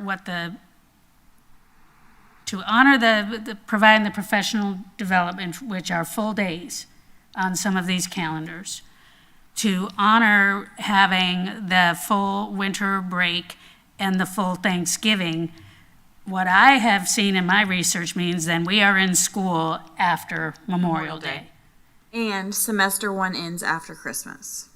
I think, Mr. Ayers, you can give me another nod. There is zero possibility that we can start August 10th, have a week at Thanksgiving, have 2 weeks at Christmas that starts on the 18th, and get the 86 days in before the end of December 15th. So we would have to end or begin our winter break on December 21st or 22nd or something like that in order to work in That's why we did the 19th, so that we could get the 87 days in semester 1. That's why we are starting Christmas break on the 20th. There's just zero combination of days that allows for semester 1 to end before Christmas and have all of those other things. So we would still be in school on the 18th and 19th of December, and maybe even a little bit longer. And then if we're talking about having full days of professional development versus the 1 hour a week, because that would be less of a hardship for probably half the people I've heard from. But then I think if we add 2 full days to the calendar between August and December, we have to take 2 days from somewhere else to be able to end semester 1 before Christmas break or holiday break. which would take away the 1 hour a week, but it would also take away from the 20th and the 21st of either November or December. Right. And so I don't even know if this is appropriate, but I'm to the point where I just want to do what the majority of people want, and what I've heard screamed is a week at Thanksgiving. And what I've heard screamed is I can't go on Christmas break until on the 22nd. But then I also heard screamed that I don't want this early release day and I want a full day. But it is impossible to do all of those things and end semester 1 before holiday break. I just, there's not, on the 10th of August. and still start on the 10th of August and have a teacher work day after quarter 1. It is impossible. Right, and teachers really want that work day after the break to, be prepared. So, board, we obviously have a motion and a second on the table. We do need to vote on the instructional calendar. I personally, we gave this to Mr. Ayers and Dr. Hembrook and said that we would vote on this tonight. And that's why we held a couple of work sessions and even added it to another work session that we had additional conversation about it. We need to make a decision. I don't believe we can wait until February 14th. I do think that there are bell schedule adjustments that potentially can and should be made, and that's additional conversation for another day. But we have to first get this done before we can get to bell schedules. Well, whether we have the instructional calendar vote tonight or not, or even if we do, I'm not sure how much help that gives us with the fact that if we intend to amend it, it's gonna still, it doesn't get us really any closer, because something that is likely to be amended right away or some point, the next month or so is not necessarily particularly useful. So I would agree. I do not think we should. I think we should vote, let the vote go how it goes, and if it's passed, then it's passed the way it presents. I don't think it would behoove our community to approve something that then we intend to amend. I don't think that would be advantageous to our community. And the reason I bring it up is that from a legal perspective, I'm not aware that there's a specific deadline for us to post the instructional calendar statutorily. If there is, I haven't encountered that. So there are planning issues that all need to take place dependent upon that, which means that the longer it gets put off, the harder it is to accomplish those things timely. Well, here's what I'd like to throw in there, and that is that if we are going to, we'll let the vote go where it goes. If it doesn't pass, then with all of these constraints, they've all been presented before, but this is so complicated that having this conversation more than once or even more than 4 times is important, because then more of the community begins to understand what we're up against. It's not like, it's for no other reason than this is what we're up against. And if it, in the end, we're going to be in this exact same position next year. Yep. Unless the legislature changes something, the arbitrary 10th date, and if they do, then great. You know, we'll be all doing the happy dance. But if that doesn't happen, then I want to come up with a calendar that we can approve for the next 2 years. Please. You know, barring any great changes that we may get from the state. And I don't know who listens in on all these school board meetings, but it's certainly something that I would advocate for. We're already starting that, you know, the research into it. You know, what is the reason for this? And can it be adjusted? You know, that's where a school board steps in, you know? I should share we're losing that local control, and it's really messing us up here. Attorney Powers. I should share that the answers that I've encountered along the way in the research were that the legislature, in keeping the August 10th date, has given us 2 potential exit points for making sure that we have enough hours, enough student instructional minutes, and enough days, and that is either to increase the length of the school day or to dip into Thanksgiving or Christmas break. And that is a reason that some legislators have already given as to why the calendar shouldn't be started earlier for conformity with districts across the state.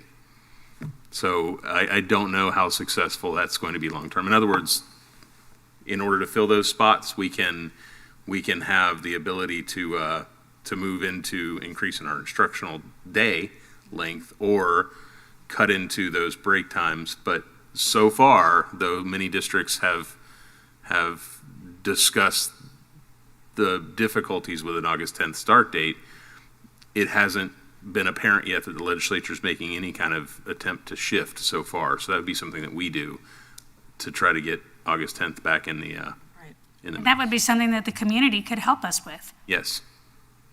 But to Vice Chair Thrower's point, one of these calendars I've been referencing is Santa Rosa County. Their 2023-2024 calendar was approved on November 16th, 2021.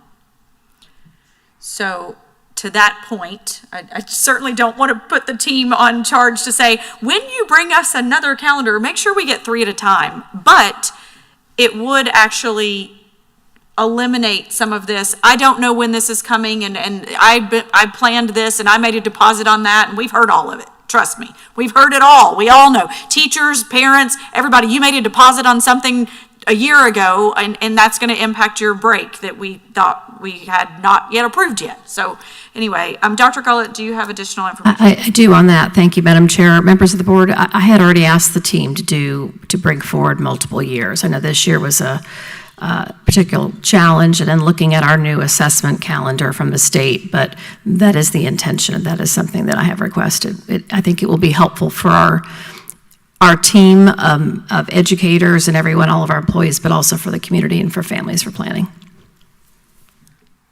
Okay. Board, we have a motion and a second on the instructional calendar draft E. All in favor say aye. Aye. All opposed say nay. Nay. Motion fails 3-1. With that, where does that leave us, Dr. Gullett? So, Madam Chair, I think that we would need to look at another special meeting of some sort. I am concerned about waiting until the 14th, because then if there's further discussion, then it's going to put us pretty late into the year. So that would be my request. Should we get calendars out now, or should we wait and try to coordinate that at another time? And Attorney Powers, can we have a special board meeting for the purpose of the instructional calendar? Yes, it requires a 7-day advance notice. Okay. Board, can we look at some calendar? I know Reverend Cummings isn't here, but if we can potentially give a couple of dates that might. And speaking of calendars and looking at calendars, I think for everyone that is involved in this and everyone that has given feedback that's come from all realms of our community, that we need to be looking at a calendar that, first of all, is one that we can actually implement. And so that would mean those sacrifices that we've been talking about, but also too, the stretching out, making the school day longer, but then not having those 180 days. And where does that get us? That's not something we've done before, but we haven't been faced with this perfect storm before. So it requires some special planning, and it requires a lot of thought, which we are putting in, and we are receiving that back from the community. But if we're going to have a special school board meeting, I think we need to finally distill it down to this. It's going to have to be this or this, and it's very clear to the community, this is what you'd be looking at potentially giving up and why. And then we have to go, then we have got to make the decision, because so many other things impact from that. The only bright spot I've heard about the 1 hour early releases is that most said that it wouldn't affect transportation, and it seems like transportation affects everything else. That was a benefit, but we have to keep transportation in mind, because we know how hard we've tried to make that better, and it still has a ways to go. Some areas are doing great and others are still struggling, so the struggle is real. All right. Calendar. And Madam Chair, if I may, I'm looking at the work sessions. Is it the desire of the board to have this at a work session with additional options to go to look at again, and then decide on an option to bring to a board meeting? I'm just picturing the meeting, and that's really up to the board and whatever the pleasure of the board is. For lack of actually, in tune with the irony, February 2nd work session is also Groundhog Day. So let's just go with the irony of that right now. Dr. Gullett, what does that work session look like? Yes, I have it in front of me, actually. Student discipline and mental health support, risk assessment, proposed internal audit plan, and the school staffing plan ratios, which is coming back. It will be a full day, but we're happy to do that. Excuse me, Mr. Ayers, can you give me a thumbs up or thumbs down? I hate to put him on the spot, if we can be prepared to come back with options for the second. He says that's a yes. So I think, board, we do need to give a little bit of directive, though, because we have voted this down for a reason. So can we start with that ahead of figuring out a date? I believe that what we have heard consistently is the 1 hour early release is not going to work. What that becomes, I'm open to seeing. And I would still lend to see 1 full day professional development, and have us either take from one or extend on after Memorial Day or something. And that is going to do a hiccup in different quarters, as Mr. Ayers is going to come tell me. But I think if we extend, take from Thanksgiving break, take from winter break, something to make that work. Mr. Ayers, tell me I'm wrong. You absolutely can. The issue with the 1 hour extra day doesn't have anything to do with the Thanksgiving or Christmas. It's the 196 teacher calendar. We can't just pluck a day and say, okay, this is in service, because now that makes 197 days of a teacher contract, and we can't do that. Okay. The only way to do that would be to move a day from the front of the year and place it at the end of the year. But again, then that would move the paycheck that we discussed 2 work sessions ago. Which they have not been notified and prepared to understand. Correct. This entire school year. So adding a day of full day of in-service is not an option. No matter if we add a day or take a day. Is it because that paycheck timing is a part of our bargaining? Or, I mean, because we're essentially giving them 18 months notice on what that will look like in June. Board, that's your decision. I'm just, if that's our holdup. So, Madam Chair, if I may clarify, Mr. Ayers, it's an option, but there are impacts and consequences to that. These are all choices. They're prioritizing what we want, what we need, but we have multiple things happening with the student instructional calendar and their time but we also have the employee calendar and their work. So multiple things happening, in addition to everything you all have shared tonight with requirements from the state. And adding minutes to the day, that we also have teacher contract hours that we work that has planning time and things built in student instruction. So just saying we're going to add minutes to the day to shorten, say, first semester, that also has long-ranging impacts based upon again, contract days and time. And again, sorry to add on, but when we start to talk about the daily work schedules, if we start to impact working conditions and their schedules, that would need to be bargained when we start getting into that. Yes, ma'am. Okay, so board, what are we wanting Mr. Ayers to come back with? And Dr. Hembrook. And Dr. Hembrook, sorry. And yes, she's smiling. She can't wait to do this work some more. Sorry to put words in your mouth, Dr. Hembrook. I personally was hoping I would never have to talk about a calendar again for at least several months, but that's not going to happen clearly. So, board, what would we like Mr. Ayers and Dr. Hembrook to come back to us with? Okay, can I go? Absolutely. Mr. Ayers, Dr. Hembrook, Mrs. Thrower, your work on the committee, I just want to say thank you because obviously after looking at 10 or more calendars, you guys did an awesome job planning a calendar for next year. I actually think you were ahead of most people and what they are doing, foreseeing the struggles that we're going to have. With that being said, I am struggling personally with the early release because I'm not getting very little positive feedback from administrators, teachers, or parents. So even though I voted against this calendar, it really is the 1 hour early release that I'm struggling with because I do appreciate the work that you've put into getting us what we need for our seat time and our days. Any early release, early dismissal does not affect. Yes, I know that it doesn't, and I'm just speaking as people don't want it.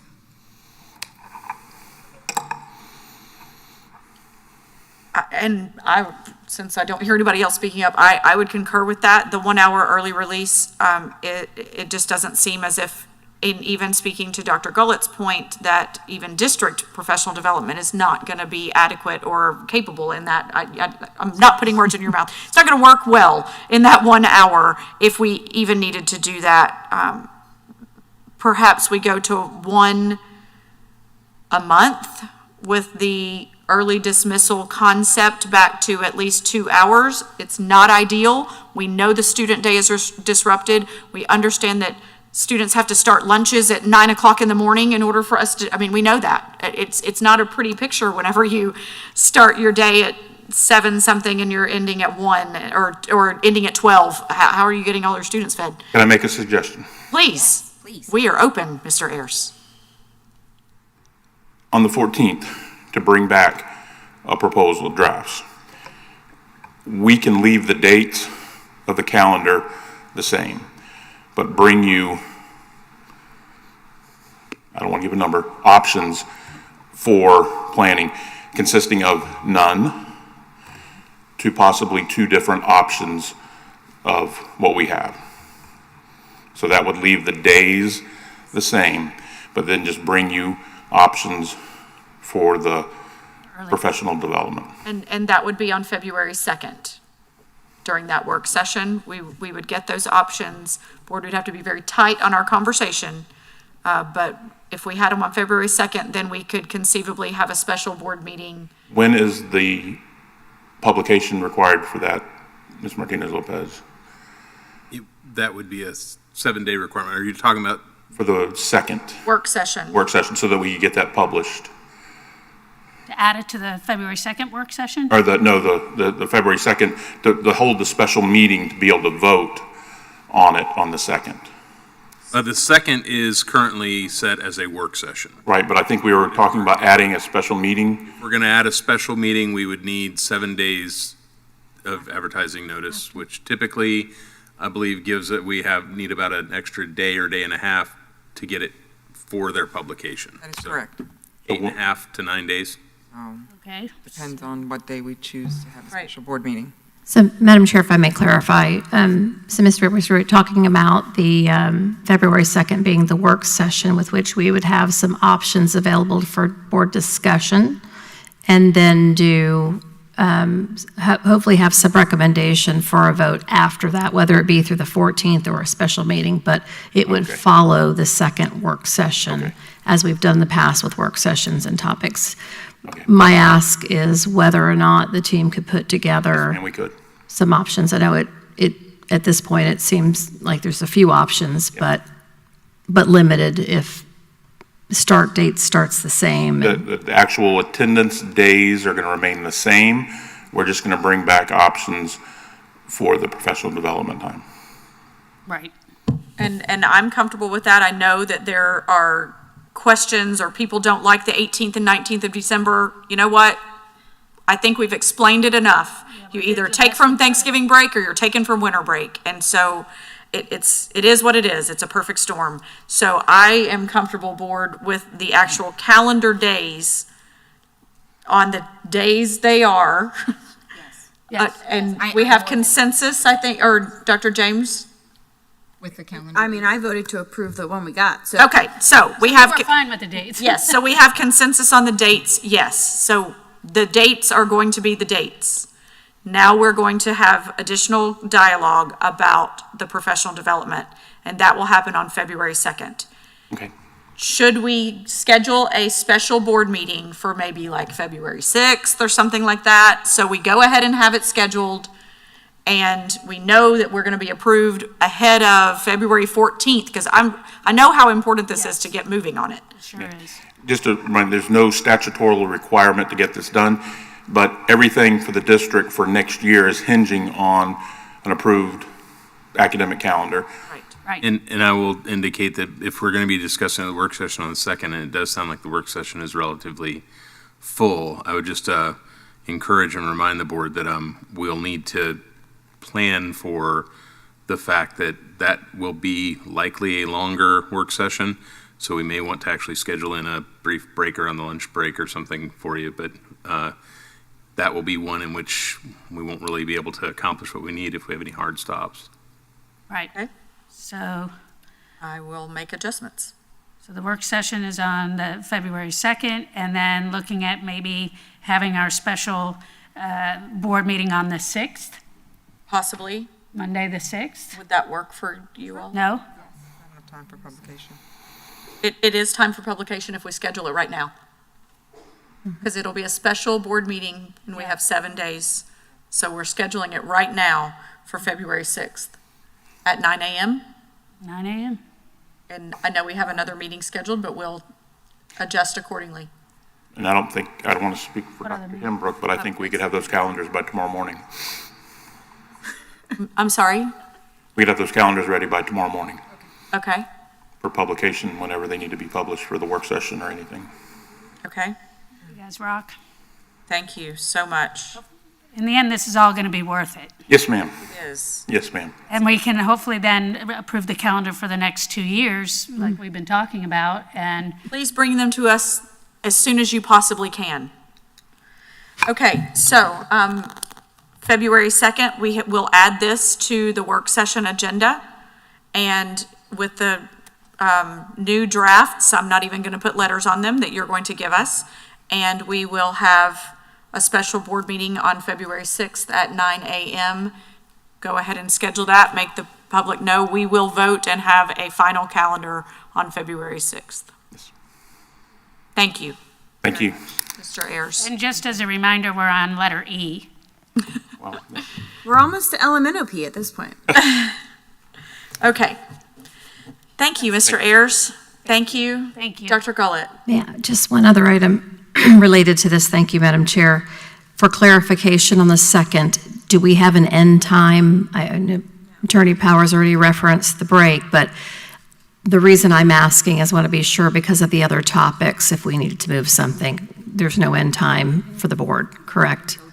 I'll have to move my end time would be 2:15, but if I need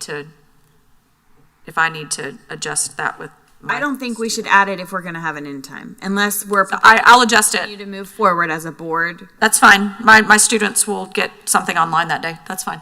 I can make that adjustment. So we'll keep all the items on there. Thank you for that. Thank you. I will make that accommodation. Okay, so we are on to meeting reminders. The following administrative briefing and work session has been scheduled for February 2nd, 2023 at 9 a.m.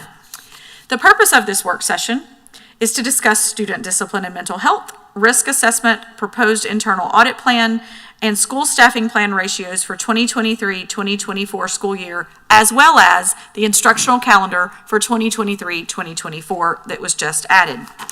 The next administrative briefing and work session has been scheduled for February 23rd, 2023 at 9 a.m. The purpose of that work session is to discuss the update of Acceleration Academy, the mid-year review of current year 2022-2023 budget, and Southwest localized rezoning update. At this time, board, we'll have our independent comments, and I will actually just start around the table. Ms. Martinez-Lopez, do you have anything for us this evening? No, Madam Chair. Thank you. Attorney Powers. Yes, board members, as you know, part of my job is I research items for board members individually as well as collectively. So as we are encountering most of the things that we're dealing with as a board, I'm trying to keep you informed here. If you have individual projects with me that we are discussing, and I haven't followed up recently, please get back with me because there have been a few of these things that I've had to prioritize along the way. So I certainly don't want to leave any of those undone. That being said, we also had several items that were brought up tonight that will require a little bit of follow-up as far as guidance from Attorney General's opinions or from the Florida Department of Education. I've made notes of a couple of those, and I'll send those out to all the board members, but if there are any others which you wish me to seek directly, just let me know. Typically, what I do is if there's something that is of interest to the board as a whole without communicating with, without having the group communicate, I can send to you, if one board member has a question, I can answer the question without any reference to that board member and send it to all of you. That way you will all have that same information at your fingertips, which I try to do on a regular basis anyway. So please follow up with me if you have other questions or anything that I'm still working on, and I'll be diligent in getting that done for you. And Attorney Powers, did you have something on the superintendent's contract for this evening? I don't have it for this evening. I do have, I'll be getting with the superintendent tomorrow with some edits that I've made, which I have discussed briefly with the board chair, and I'll submit those to her for her review. And then we will be setting a special meeting at some point in the near future, specifically to address superintendent's contract. Perfect. If potentially, since we already have a special meeting scheduled for February 6th, if we have that ready to go, we might add that agenda item. Obviously, I think we have at least a little bit more time before we need to advertise for February 6th. So keep that in mind since we just coordinated calendars on that one. And just as a matter of timeline, what that will look like is that I've got, after I hear feedback from the superintendent, then I will make sure that all of the board then has individually my redlined edits along with any edits that the superintendent and I have agreed on, and submit those to the board for their review, so that then you can review it individually, ask me if you have questions, then discuss it if you choose, or vote up and down at a special meeting. Thank you very much. Dr. Gullett. Thank you again, Madam Chair, members of the board. Very briefly, thank you all for your robust discussion tonight. But I wanted to mention that just prior to the start of our meeting, I received information from Cognia that we have successfully passed our accreditation review. And what that means is if you may recall that we are moving to a district-wide accreditation process and not just with high schools anymore, which will be a very thorough opportunity for us to look at our best practices. And so they are moving us forward as a candidate for accreditation. So the real work begins, but great work on behalf of everyone who's been a part of that, and we will keep you updated as we move forward. So, thank you. Kudos, team. Yes. Dr. James. Good evening, family, staff, and community. Tonight we began with stories from our students that brought me to tears. I also heard from our educators and parents, and I want you to know that I do hear you, acknowledge your concern, and plan to be a board member that's proactive and brings forth solutions to our district and community to solve these pain points that we spoke to tonight collaboratively. As an educator myself, I believe that we owe it to our staff to give them the time they are crying out for during the school day to not only professionally develop formally, but also informally.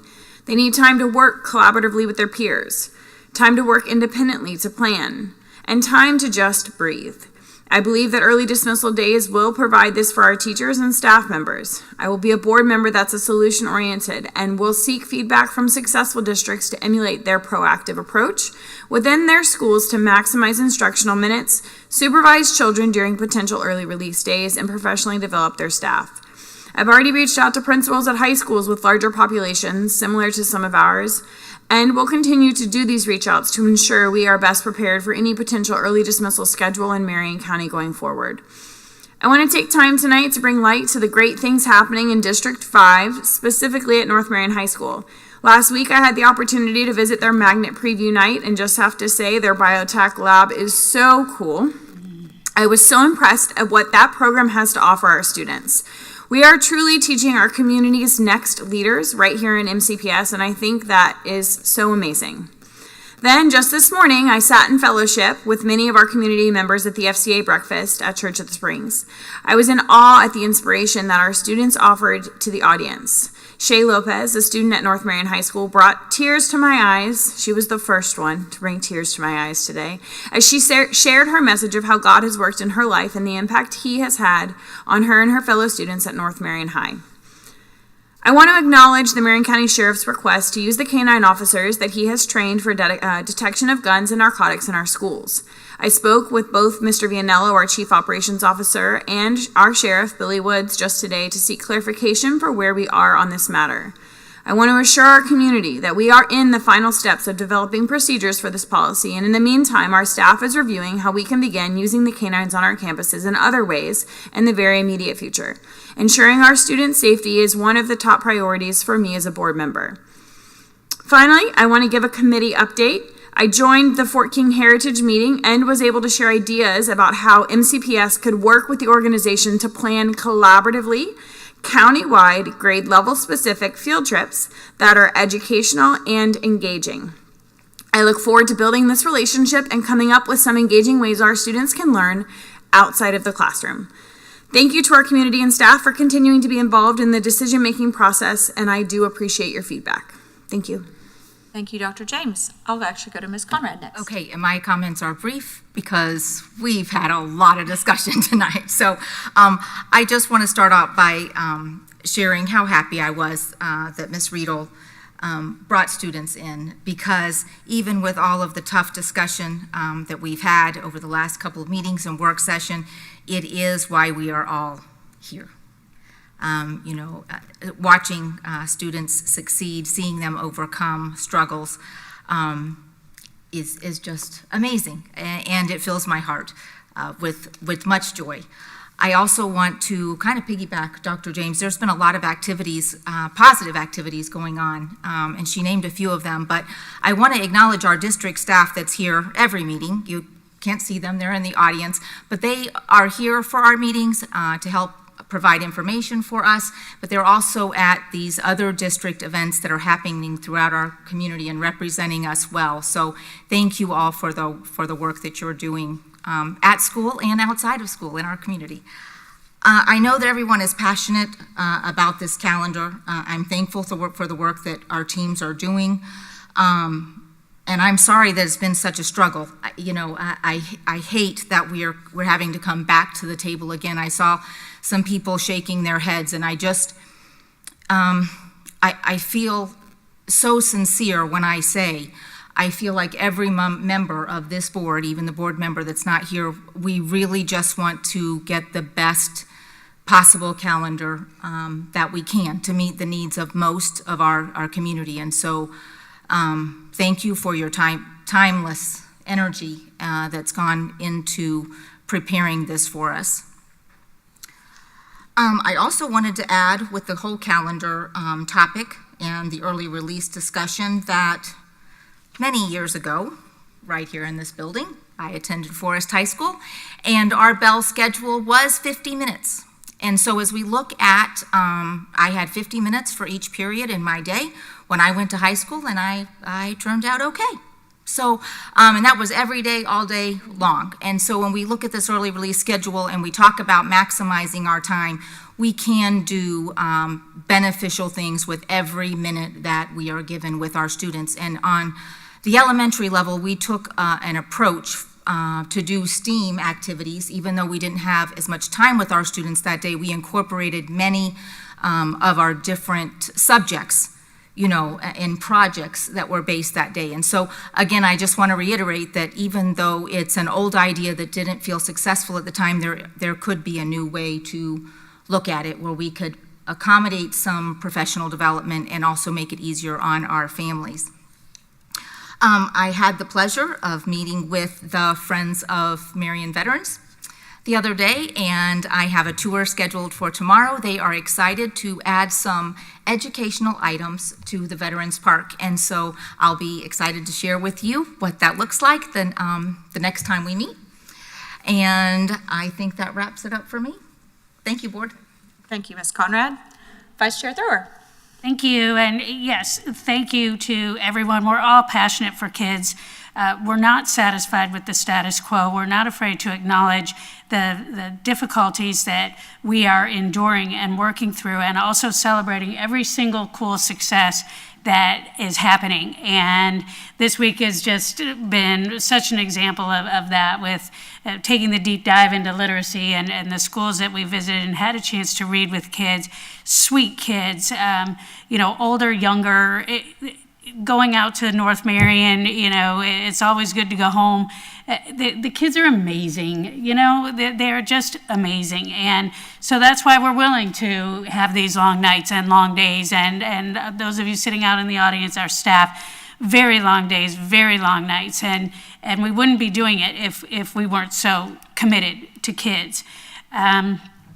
Perception is reality. And my biggest gratification will be going through all of this is that if the perception of the importance of coming to school, whether the day is a little bit shorter, changes.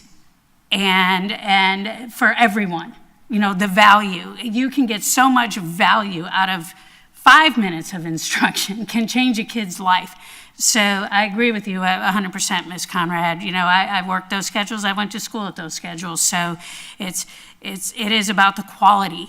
It is about the quality, and it is about the commitment. And speaking of commitment, another great example of the boldness and courage of this board is you are all willing to get on horses on Monday.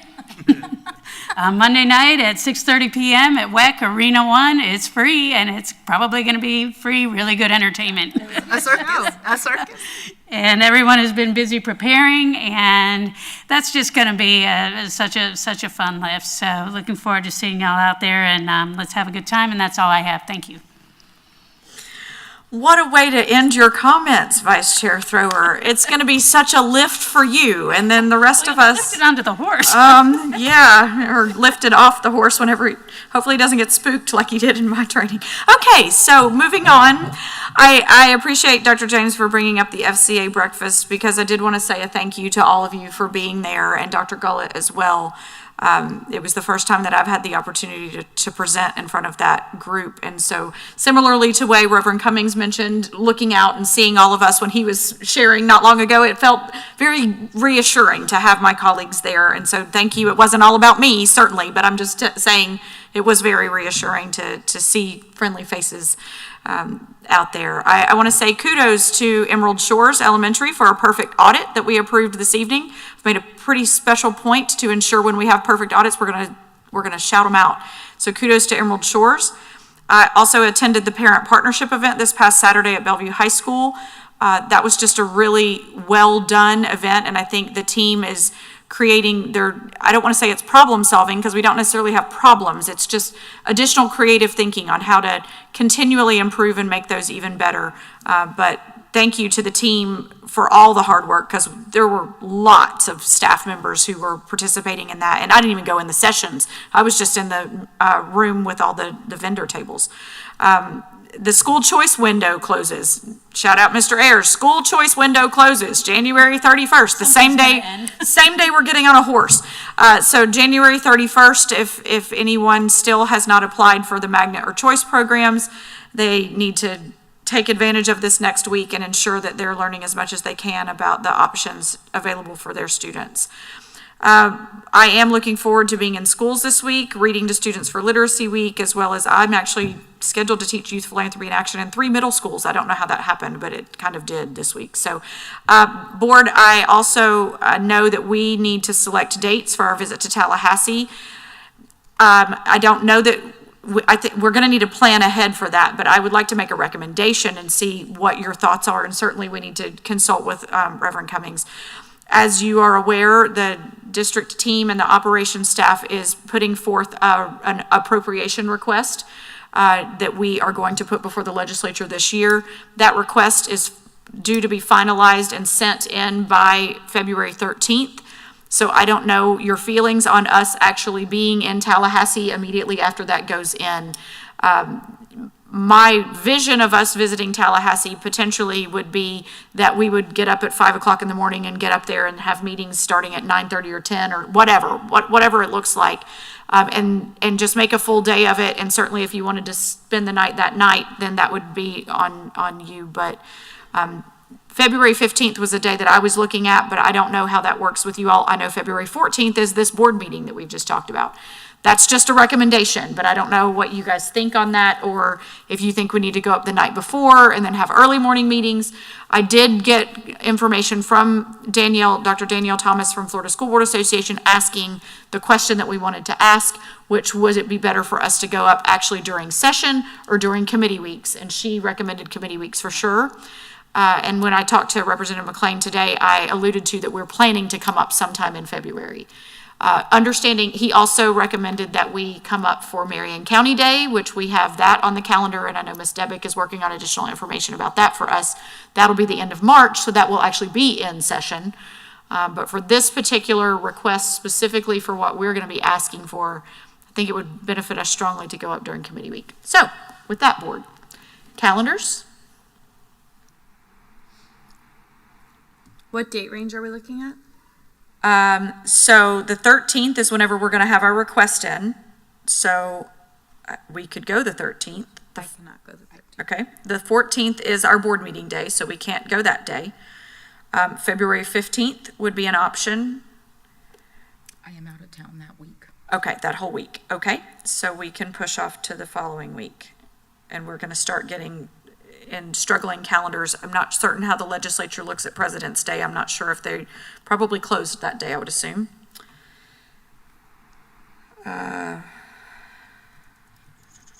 February 22nd is the CEP. We have a work session the 23rd. This is getting tougher and tougher. The 24th is a Friday, and it's actually not a good day to be there. Typically, they're leaving by noon on Fridays. So, well, we may just not make it during committee weeks. February 27th is a possibility. That is a Monday. I could go the 27th, possibly. Okay.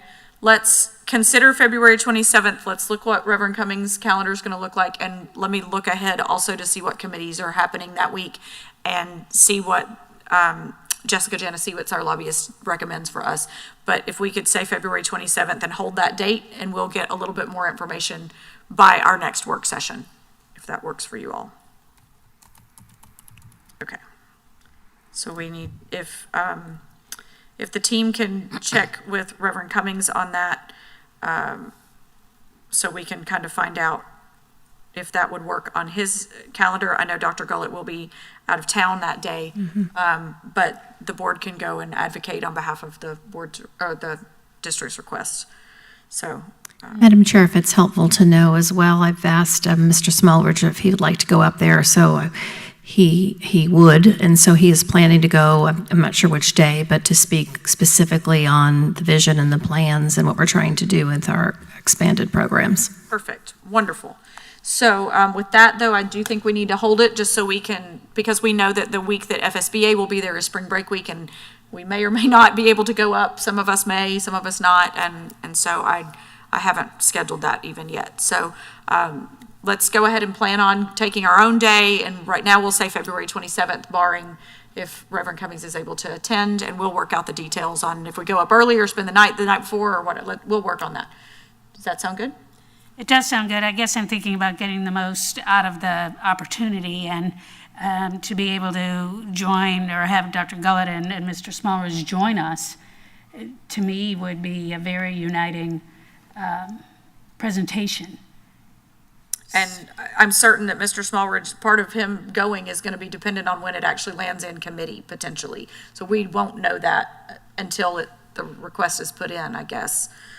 So if I agree, it would be terrific if Dr. Gullett could go with us. I mean, that things move fast. I know. Once session and they're in committees, I mean, things happen like that. And if we're going to make the trip, let's have it be the most beneficial. And that may mean quick planning to go. Dr. Gullett. Thank you, Madam Chair. I have connected Mr. Smallridge with Jessica, so they're working together. We don't have any information yet, but I've connected them to try to strategize for the most appropriate day to go.